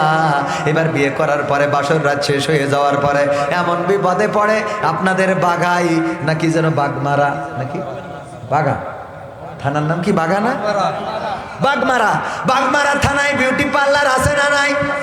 একজন বিউটি পার্লারের মালিকের বিয়ের পরের দিন যে একটা আইফোন 16 প্রো ম্যাক্স কভার সুন্দর করা নিয়ে যে বলছে আপনার এই বিউটি পার্লার, এই বিউটি পার্লারের মালিককে কয় আমি, কয় আপনার জন্য এই যে আইফোন 16 প্রো ম্যাক্স নিয়ে আইছি, কয় কিসের জন্য? গতকালকে যে আবেদারে সাজাই দিয়েছেন আপনি, কয় হ্যাঁ আমার বিউটি পার্লার থেকে সাজানো, কয় আপনার জন্য এই যে এইটা। ও তো দেখে এত খুশি, বলছে আল্লাহ এমন স্বামীরে তুমি আরো 3টা বউ দিও, বলেন আমি। কারণ কি? কারণ যদি একটা সাজাইলে যদি আইফোন পাওয়া যায় তাহলে আরো 3টে সাজাইলে BMW গাড়ির মালিক হওয়া যাইতে পারে। এত বড় মন তো কারো দেখি নাই। ওইটা পাওয়ার পরে খুবই খুশি, বগল বাজানো শুরু করেছে, আল্লাহ আজকে জীবনে সার্থক যে আমার একটা আইফোন দিয়েছে। দিয়ে চলে এসেছে, বক্স খুলে দেখে কিসের আইফোন 16 প্রো ম্যাক্স, খুলে দেখে ওর মধ্যে নোকিয়া 1100 গাডার মারা, নোকিয়া 1100 চিরকুট একটা লিখা, গাডারের তল দিয়ে একটা চিরকুট লিখে দিয়েছে। এখন কেমন লাগে? এখন কারণ তুমি কালকে যে মালদারে সাজাইছো, বাসর রাতে ঘুমটাটা তুলে আমি দেখলাম পরিমনির খালাতো বোন, আমার আত্মাটা ঠান্ডা হয়ে গেল। যে আর যাই হোক আমি একটু কালাকুলা হইলেও বউটা সুন্দরী নিয়ে আইছি। ওমা সকালবেলা গোসলের পরে রে এ তো দেখছি নোকে 1100 গাডার মারা বাটনেও কাজ হচ্ছে না। এইবার গান গাই, আমি পারি না আর পারি না, আমি কেন মরি না, আজরাইল কি চিনে না আমারে গো, আমি পারি না আর পারি না। হয়তো 2 দিন পরে মরব, আগে মরলে কি ক্ষতি, ওরে এই দুনিয়ার রং তামাশা বুঝলাম না রে এক রতি। ও আমার ঘরের রমণী সে যে কাল নাগিনী, বাগমারার বিউটি পার্লার আমার বাজাইলো 12টায়, আমি পারি না আর পারি না। গান আছে না নাই? নসিবটা ভালো, গানটা পুরুষেরা লিখেছে, পুরুষেরা গেয়েছে। তা না হলে যদি মেয়েরা এই গানটা লিখতো আর গাইতো তাইলে ওরা বলতো আমি পারি না আর পারি না, আমার স্বামী কেন মরে না, আজরাইল কি চিনে নাই আমার স্বামী রে গো, আমি পারি না আর পারি না। ঠিক না বেঠে? আছে না নাই? আমার কাছে একজন বোন ফোন করে বলতেছে, হুজুর আপনি কি সেই হুজুর? কলাম কোন হুজুর? কয় ওই যে প্রশ্ন ধরেন আর উত্তর দেন। মানুষের প্রশ্ন করি মাঝে মাঝে, বলেন হুজুর ফরজ কয়টা, নামাজের আরকান আহকাম কয়টা, প্রশ্নের উত্তর দিই উত্তর নি। বললো যে আপনি কি সেই হুজুর? বললাম হ্যাঁ। বলছে হুজুর গো ও রে আমার স্বামী মরে গেছে রে। আমি বললাম আমার কিছু করার নেই, কারণ একটা বিয়ে করে কত জ্বালাই পড়িছি, এখন আর একটা কন্তে করবো, বোঝেননি? একটা জ্বালা সহ্য করতে পারিনি, আর একটা জ্বালা এই কথা কয়নি। বিয়ে যারা বিয়ে করিয়েছে ওরা তো বুঝতে পারছে, যারা বিয়ে করিনি ওরা মনে করছে না জানি কি আছে করিয়ে দেয়। বাড়ি থাকা লিখবেন না, রাজশাহীতে বসে থাকতে। এক মুরব্বী হজে যাবে, টাকা নাই কিন্তু মনে বড় খায়েশ, হজে যাবে। মসজিদের ইমাম ওয়াজ করেছে যদি কেউ জুম্মার দিন প্রথমে মসজিদে আসে তাইলে তার হজ একটা কবুল হজের সোয়াব হবে। ওই গরিব মানুষ চিন্তা করছে জীবনে তো হজে যাইতে পারবো না, এত টাকা তো নাই, তাইলে অন্তত জুমার দিন মসজিদে যাই আগের ভাগে, যাতে করে অন্তত একটা কবুল হজের সোয়াব পায়। মসজিদে যেয়ে দেখে এক মুরব্বী বসা, চিন্তা করলো আজকের জুম্মায় যেহেতু পালাম না, আগামী জুম্মায় আসবো। পরের জুম্মায় একটু সকাল করে এসেছে, এসে দেখে তাও ওই মুরব্বী বসা। পরের সপ্তাহে চিন্তা করলো আর একটু সকাল করে যাব। পরের 3য় সপ্তাহে আরো একটু আগে যেয়ে দেখে যে সেই মুরব্বী বসা, মিজাজ গেছে খারাপ হয়ে, বলতেছে ওগো মুরব্বী তোমার কি বাড়ি কোনো কাজ কাম নেই? বলছে কেন? আমি আজ 3টা সপ্তাহ ধরে এই মসজিদে ঘুরতেছি, কবুল হজের সোয়াব নেব। প্রতিদিন আসি যায় প্রতি জুমায়, কিন্তু পাই না। কারণ এসেই দেখি আপনি বসে আছেন। কয় তোমার কি খুব দরকার কবুল হজের সোয়াবের? কয় হ্যাঁ। কয় তাইলে হজে যাও না কেন? কয় টাকা নেই। কয় নিকে করতে পারবা? বিয়ার একটা কি করা যাবে? বলছে তা চেষ্টা করলে যাবে। বলছে কবুল হজ যদি নিতে চাও, হজের টাকা না থাকলে অন্তত একটা নিকে করো, লাইন হয়ে যাবে। ও চিন্তা করিস ঠিক আছে তাইলে বিয়ার একটা করব। বিয়ে করার পরে ওই মুরব্বী, যেই মুরব্বী বসে থাকতো, উনি পরের সপ্তাহে যেয়ে দেখে নতুন মুরব্বী বসা। বলছে মুরব্বী লাইন কি হয়েছে? কয় কেল লাইন। কয় কেল লাইন। কবুল হজের সোয়াবের দরকার, জুমার দিন সকালবেলা মসজিদে আসা লাগবে প্রথম প্রহরে। সেই আশা কি পূরণ হয়েছে? কবুল হজের সোয়াব কি পাওয়া গেছে? কয় বাবা কতি পারবো না রে। দুটো বিয়ে করার পরে বউয়ের জ্বালাতনে ফজরে আইছে, এরা কোনো বাড়ি যায়নি। 2 বোর জ্বালায় ফজরে আসিছি, আর এখনো বাড়ি। জ্বালা আছে না নাই? কত জ্বালা। যাই হোক, আমাদের দেশে বিয়ে করাটাকে ছোট করে দেখা হয়। একাধিক বিয়ে করা দোষের কিছু নাই, বরং ভালো কিছু। যদি কোনো বিধবাকে বিয়ে করতে পারেন, যদি কোনো অসহায়, যদি এমন পরিবার হয় যেই পরিবারে কেউ বিয়ে করতে চায় না, শ্বশুর বাড়ির স্ট্যাটাস ভালো না, শ্বশুর বাড়ির চাল ডাল আলু পটল ঠিক মতো সংসার চলে না, এমন বাড়ির মেয়ে যদি উপকারের নিয়তে বিয়ে করেন, হতে পারে এটা আপনার নাজাতের ওসিলা হয়ে যাবে। সুতরাং আগামীতে আপনারা চেষ্টা করবেন অসহায় দুস্থ এইরকম নারী থাকলে বিয়ে করবেন। রাজি কারা কারা হাত উঁচু করেন।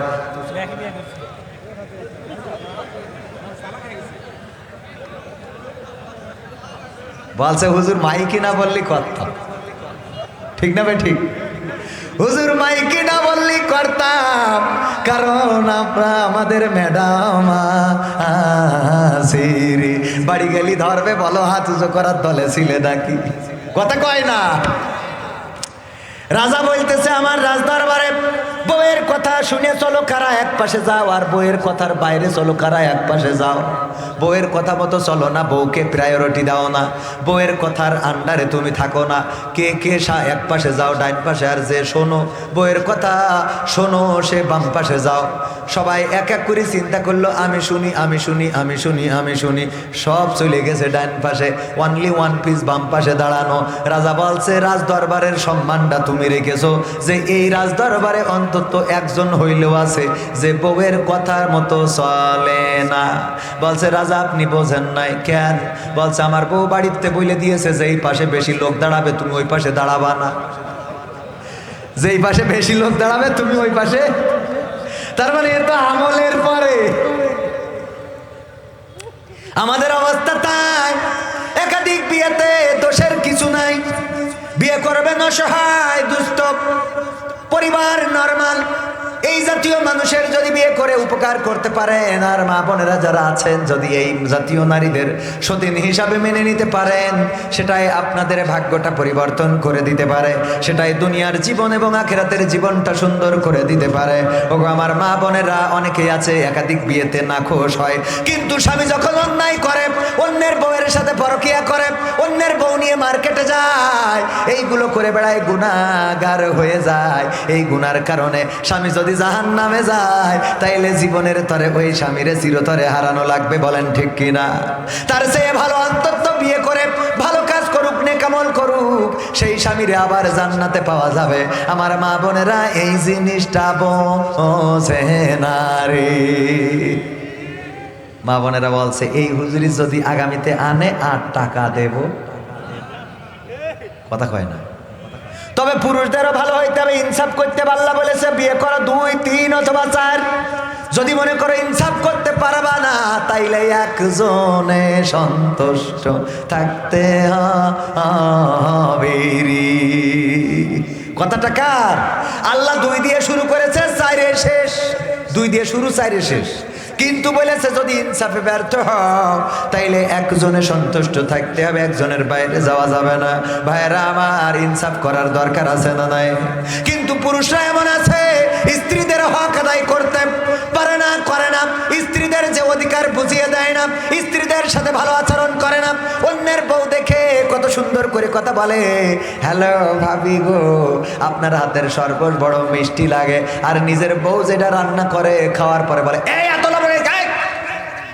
আরে মিজাজ, বোর কাছে বিশাল পালোয়ান আছে না নাই? বোর কাছে বড় পালোয়ানগিরি দেখায়। স্ত্রী নামাজ পড়ে না, স্ত্রী নামাজ না পড়লে স্বামী যাবে জাহান্নামে। এই হজ করার পরে এক পুরুষ বাড়িতে যে স্ত্রী বলছে, ওর বলছে কেন? বলছে নামাজ পড়তে হবে। কেন নামাজ পড়তে হবে? কারণ হুজুর বলেছে যদি স্ত্রী নামাজ না পড়ে স্বামী জাহান্নামে যাবে। বলছে তা অসুবিধা কি? কয় অসুবিধা কি মানে? এই তুই নামাজ না পড়লে আমি জাহান্নামে যাবো, অসুবিধা কি মানে? কয় তুমিও তো পড়ো না। কয় আমার জন্য আমি জাহান্নামে যাবো, তা তোর জন্য যাবো কে? ওর জন্য যাবে, তা ওর জন্য যাবে। ওর নামাজ পড়, তাড়াতাড়ি করে উজু কর। কয় এই রাত 12টার সময় বাদ দাও, ঘুমাও, কালকে থেকে পড়ো। কিসের কালকে? আজকে পড়া লাগবে। জোর করে উঠাই উজু করে নিয়ে আসলো। রাত 12টার পরে স্ত্রী এবারে এসে বলছে, বলো দেখি এখন এই রাত 1টার সময় কোন ওয়াক্তের নামাজ কয় রাকাত? কি পড়বো? প্রথম রাকাতে কি সূরা, দ্বিতীয় রাকাতে কি সূরা? আচ্ছা যা হয় পড়। আওয়াজ শেষ। যা হয় পড়। যা হয় পড় মানে কি? এই রাত 1টার সময় আমার আরামের ঘুম হারাম করে দিলে। উজু করে আসিছি, না হলে তুমি সামনে দাঁড়াও। ইক্তেদাই তু ভেজাল ইমাম বলে আমি পিছনে দাঁড়াচ্ছি। কারণ তোমার তো ভালো ইমাম বলা যাবে না। কি ইমাম? ভেজাল ইমাম। আমি পিছনে দাঁড়াবো, পড়াও। কয় ওইরকম করিস নে, কালকে পয়সা নে। এরকম স্বামী যারা আছেন নিজেদের পরিবর্তন লাগবে। 2টা বিয়ে করে নবীর সুন্নাত মানবেন, কিন্তু এক ওয়াক্ত নামাজও পড়েন না। এক ওয়াক্ত নামাজ পড়ে না, কোরআন পড়ে না, হাদিস পড়ে না। তোর জন্য নবীর ওই 2, 3, 4 বিয়ের পর সুরত ওই সুন্নাত আদায়ের দরকার কথা কয় না আছে? না, দরকার নাই। মসজিদ মুখী হতে হবে, নামাজ মুখী হতে হবে, কোরআন মুখী হতে হবে। কিন্তু আমাদের সমস্যা হলো কোরআন পড়তে ভালো লাগে, কোরআন শুনতে ভালো লাগে, কোরআন জানতে ভালো লাগে, কোরআন মানতে ভালো লাগে। কথা কয় না? আপনাদের খারাপ লাগছে? থাকা যাবে আর 10 মিনিট?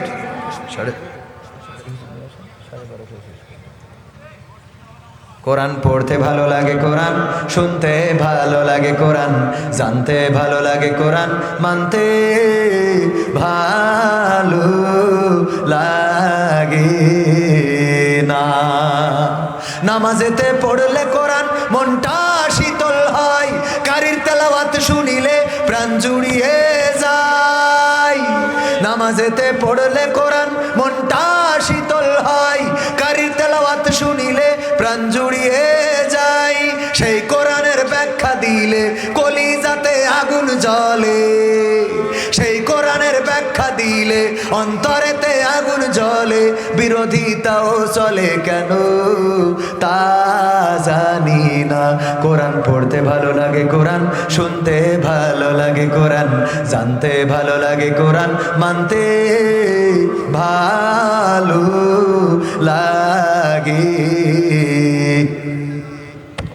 কোরআন পড়ে দেখতাম ওরা শুরু করতো দিন, তারা আবার চাইতো না দেশে কোরআনের আইন। কথা কয় না? কোরআন পড়ে দিনে শুরু করতো, এমন আল্লাহর ওলি ছিল না? ছিল না?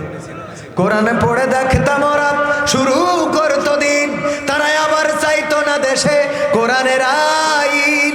এটা যে কেমন নীতি, তাই তো এ দুর্গতি করছে মোদের ক্ষতি কেন তা বুঝি না। কোরআন পড়তে ভালো লাগে, কোরআন শুনতে ভালো লাগে, কোরআন জানতে ভালো লাগে, কোরআন মানতে ভালো লাগে। কোরআন বুকে চুমু খাওয়ার লোকের নাই অভাব, সেই কোরআনের বিরোধিতা আবু জাহেলের স্বভাব। কোরআন বুকে চুমু খাওয়ার লোকের নাই অভাব, সেই কোরআনের বিরোধিতা আবু লাহাবের স্বভাব। মানবা সুবিধা মতো তাই এই বুকে ক্ষত, মানবা সুবিধা মতো তাই এই বুকে ক্ষত। দেখলে এমন কিছু সইতে পারি না।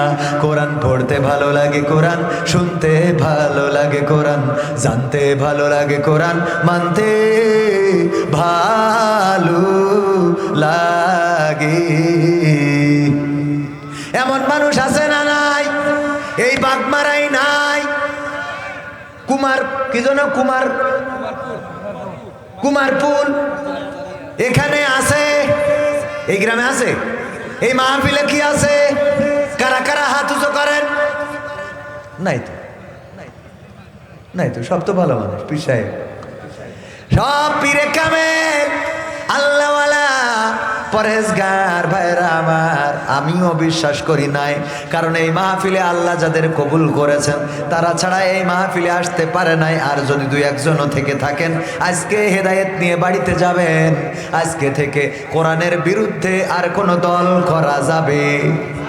কোরআনের পক্ষে যারা বলবে তাদের পক্ষে আমরা থাকতে রাজি আছি না নাই?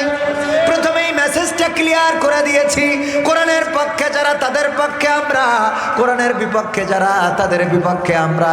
যদি কবির বিন সামাদ দাড়ি নিয়ে টুপি নিয়ে জব্বা নিয়ে এই স্টেজে এসে কোরআনের বিরুদ্ধে কথা বলে, তাইলে তারে ঘাট ধরে স্টেজ থেকে নামিয়ে দেওয়ার দরকার আছে না নাই? আর যদি দাড়ি নাই, টুপি নাই, পাঞ্জাবি নাই, জুব্বা নাই, তারপরেও কেউ যদি এসে কোরআনের পক্ষে কথা বলে, আমাদের মানতে কোনো আপত্তি আছে নাকি? যদিও তার মধ্যে বেসিক কিছু কমন কিছু ইবাদত বন্দেগি বা কমন কিছু নিয়ম কানুনের তারতম্য আছে, সেইগুলো পালন করার দরকার আছে না নাই? সব মেনে চলতে হবে, কিন্তু সব রেখে যদি ইসলামের বিরুদ্ধে যায়, ইসলাম যদি না থাকে, দাড়ির কোনো দাম আছে? টুপির কোনো দাম আছে? জুব্বার কোনো দাম আছে? না, দাম নাই। কয়েকদিন আগে আমার কাছে প্রশ্ন করলো আমাদের নেতা সাতক্ষীরার, তিনি বললেন, কবির ভাই আমাকে বলল যে আমাকে বলতে হবে দাড়ি টুপি পাঞ্জাবিওয়ালা জুব্বাওয়ালা এদের মধ্যে এত দল কেন? মূল প্রশ্ন ছিল, বলল সূরা ফাতিহা। এক হুজুর বলল পিছনে থাকলে পড়তে হবে, আবার আর এক হুজুর বলল না পড়লেও হবে। তাইলে আপনাদের মধ্যে এত মত পার্থক্য কেন?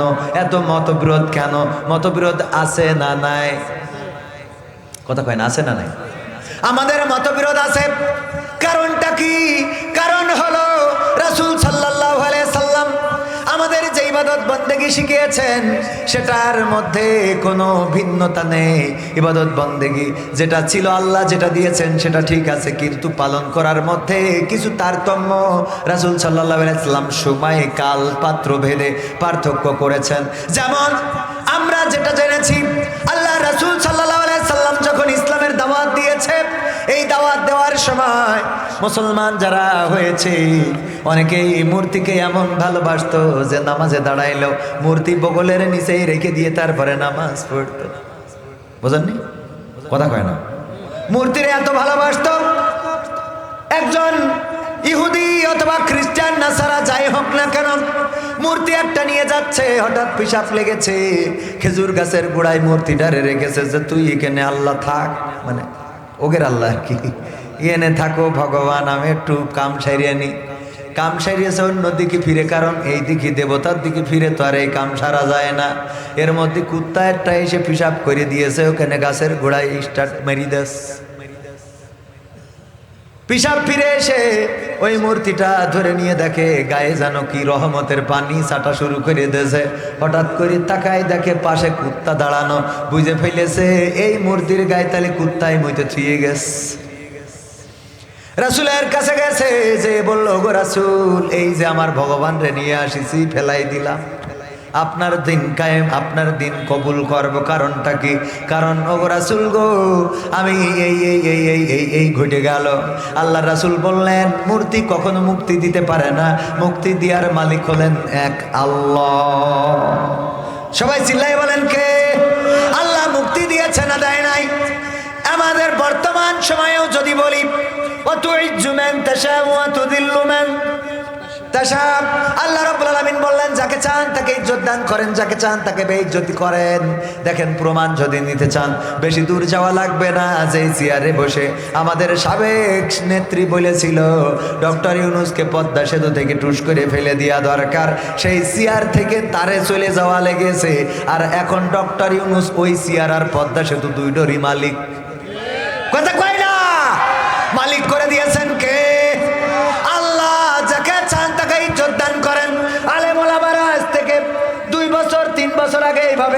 কোনো স্বপ্ন দেখে কষ্ট ছিল না যদিও মাহফিলগুলো চলতো, কিন্তু কত রকম বাধা বিপত্তি উপেক্ষা করতে হতো। আইন কানুন, পুলিশ প্রশাসন এসে দাঁড়িয়ে যেত, কত রকম করে আমাদেরকে কন্ট্রোল করা হতো।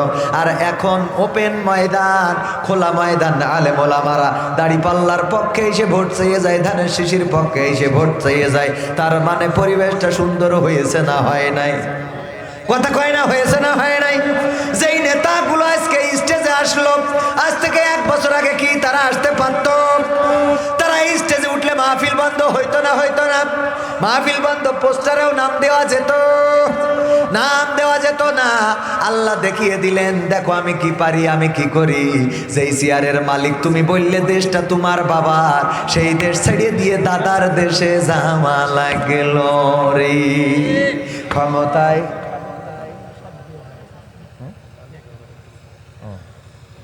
ক্ষমতায় কেউ স্থায়ী হয় না। আচ্ছা ভাইরা আমার, আলোচনায় আসি। মনে আছে কোন আয়াত নিয়ে কথা বলতে চাইলাম? এটা আপনাদের জেনে যেতে হবে। এই জন্যই আপনারা এতদিন আয়াতটার পরে অবিচার করেছেন, এই অবিচার করা যাবে না। কোরআনের এই আয়াতটা প্রথম নাজিল হয়েছিল যেই নবীর পরে, সেই নবী হলেন মুসা আলাইহিস সালাম। কে? মুসা আলাইহিস সালাম। তারপরে কেন নাজিল হয়েছে সূরাটা পড়বেন। আল্লাহ বলল, চলে যাও ফেরাউনের কাছে, ওগো মুসা, যে তারে বলো তুমি তো বর্ডার ক্রস করে নরেন্দ্র মোদীর দেশের মধ্যে ঢুকে গেছাও, তুমি ডক্টর ইউনূসের এরিয়ার মধ্যে থাকো, না হলে বিএসএফ গুলো গুলি করিয়ে বসবে। বিএসএফ গুলি করতে পারে, বর্ডার ক্রস করা যাবে। ইসলামেরও বর্ডার আছে না নাই? প্রতিটা বান্দার বর্ডার আছে না নাই? আল্লাহ হলেন মালিক, আমরা কি গোলাম? কোন গোলাম যদি মালিক সেজে বসে, তাইলে সেই মালিক কি চেয়ার রক্ষা করতে পারবে? নমরুদ পারে নাই, ফেরাউন পারে নাই, আবু জাহেল পারে নাই, উতবা সাইবা মুগীরা পারে নাই, কারুন পারে নাই, হামান পারে নাই। বর্তমান বাংলাদেশেও যারা ওই চেয়ার 41 সাল পর্যন্ত রাখতে চেয়েছিল, তাদের জীবনে 31 সালও আসে। কথা কয় না? এসেছে না? আসে নাই? ভাইয়েরা আমার, সুতরাং আল্লাহর সার্বভৌমত্ব নিয়ে বাড়াবাড়ি করা যাবে না। আল্লাহর সার্বভৌমত্ব নিয়ে গাদ্দারি করা যাবে না। এই সার্বভৌমত্বের মালিককে, আমরা তার গোলাম, তার হুকুম মোতাবেক চলতে হবে। যখন ফেরাউন নিজেই রব দাবি করে বসলো, তখন আল্লাহর নবী মুসা আলাইহিস সালামকে আল্লাহ পাঠালেন, বললেন যাও তারে সাবধান করো। বলল কি করে সাবধান করব? বলল বলবা আমি নবী, পড়ো লা ইলাহা ইল্লাল্লাহ ঈসা কালিমুল্লাহ। ঈসা কালিমুল্লাহ, যাও এই কথা বলবা, আল্লাহ ছাড়া কোনো ইলাহ নেই। আর মুসা কালিমুল্লাহ, ঈসা রুহুল্লাহ, ইব্রাহিম খলিলুল্লাহ। এমনি ভাবে সব নবীর আগের অংশ ঠিক ছিল, পরের অংশ একটু ব্যতিক্রম করে আল্লাহ দিয়েছেন। যাও এটা বলবা। বলল যদি আমার বিশ্বাস না করে যে আমি নবী, তাইলে কি করব? তাইলে তুমি তোমার হাতের লাঠি ছেড়ে দিবা, দেখবা সাফ হয়ে যাবে। যদি তাও বিশ্বাস না করে, বগলের মধ্যে হাত ঢুকাবা, বের করবা, সেখানে নূর ঝঙ্কানি দিতে থাকবে। যদি তারপরেও বিশ্বাস না করে, তাইলে কি করব? আল্লাহ বলল তাইলে তারে নসিহা করে বলবা, তারে মেন্টালি একটা ওয়াশ করবা, তারে সুন্দর করে বুঝাবা, মিনহা খালাকনাকুম ওয়া ফিহা নুঈদুকুম ওয়া মিনহা নুখরিজুকুম তারাতান উখরা। কি বুঝাবা? ওগো ফেরাউন, কিসের অহংকার তোমার? কিসের লড়াই, কিসের বড়াই তোমার? কিসের লড়াই, কিসের বড়াই তোমার?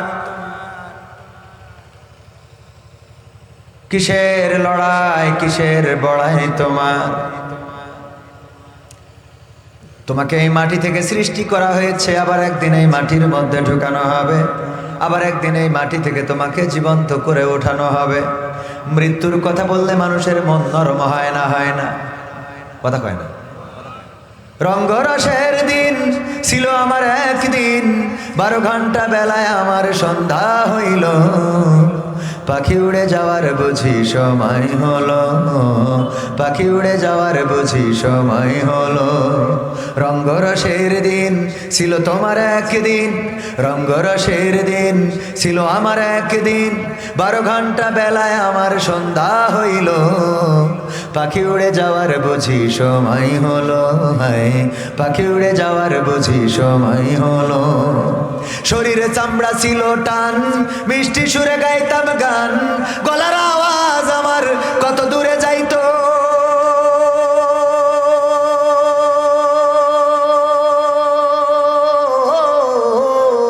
শরীরে চামড়া ছিল টান, মিষ্টি সুরে গাইতাম গান, গলার আওয়াজ আমার কত দূরে যাইতো।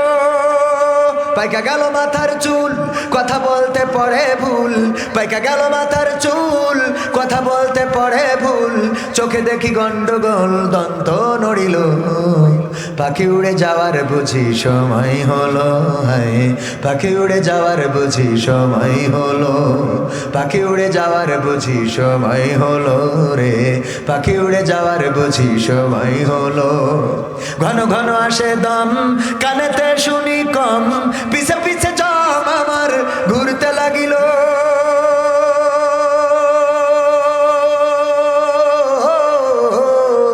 ঘন ঘন আসে দম, কানেতে শুনি কম, পিছে পিছে জম আমার ঘুরতে লাগিল।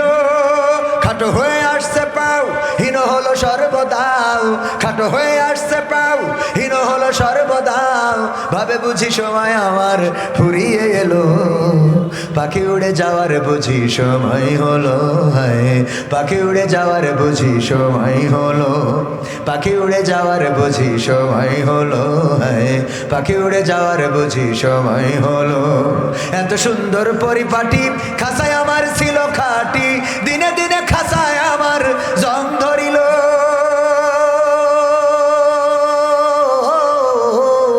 এত সুন্দর পরিপাটি খাসায় আমার ছিল খাটি, দিনে দিনে খাসায় আমার জং ধরিল।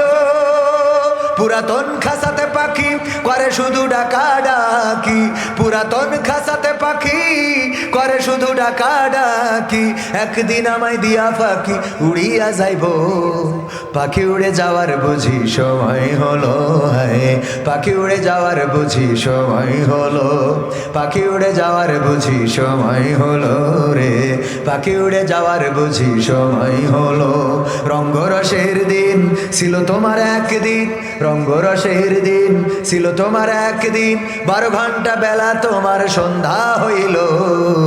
পাখি উড়ে যাওয়ার বুঝি সময় হলো, হায় পাখি উড়ে যাওয়ার বুঝি সময় হলো, পাখি উড়ে যাওয়ার বুঝি সময় হলো রে, পাখি উড়ে যাওয়ার বুঝি সময় হলো। পাখি উড়ার সময় হয়েছে না হয় নাই, এই সময়টা কি জানি আমার? কবে মারা যাবো, আজকে বাড়ি ফিরে যেতে পারবো, নিশ্চয়তা কি আছে? নিশ্চয়তা আছে। কার কার হাত উঁচু করেন? একজনেরও নাই। সুতরাং মারা যেহেতু যেতে হবে, কবর দেশের বাসিন্দা হতে হবে, এই দুনিয়া ছাড়া লাগবে। সুতরাং সেই পরকালের জন্য প্রস্তুতির দরকার আছে না নাই? প্রস্তুতির দরকার আছে না নাই? আল্লাহ বললেন, ইয়া আইয়ুহাল্লাযীনা আমানু হাল আদুল্লুকুম আলা তিজারা তুমজিকুম মিন আযাবিন আলীম। ওগো ঈমানদারেরা, আমি কি তোমাদের এমন একটা ব্যবসার কথা বলে দেব যে এই ব্যবসা করলে কঠিন জাহান্নামের আযাব থেকে বেঁচে যাবে, তার মানে জান্নাত পাবে। কি পাবে? জাহান্নাম থেকে বেঁচে যাওয়া মানে জান্নাত পাওয়া। আল্লাহ বলল সেই ব্যবসাটা হলো তুমিনুনা বিল্লাহ, ঈমান আনতে হবে কার পরে? ওয়া রাসূলিহি, আর কার পরে? ওয়া তুজাহিদুনা ফি সাবিলিল্লাহ, জিহাদ করতে হবে কার রাস্তায়? আল্লাহর রাস্তায়। কি দিয়ে? বিআমওয়ালিকুম ওয়া আনফুসিকুম, মাল দিয়ে এবং জান দিয়ে। আমাদের এই জিহাদ করার দরকার আছে না নাই? আমরা জিহাদ করে এই দেশ এনেছিলাম, 52-তে ভাষা এনেছিলাম, 24-এ আমরা ফ্যাসিবাদ মুক্ত করেছিলাম।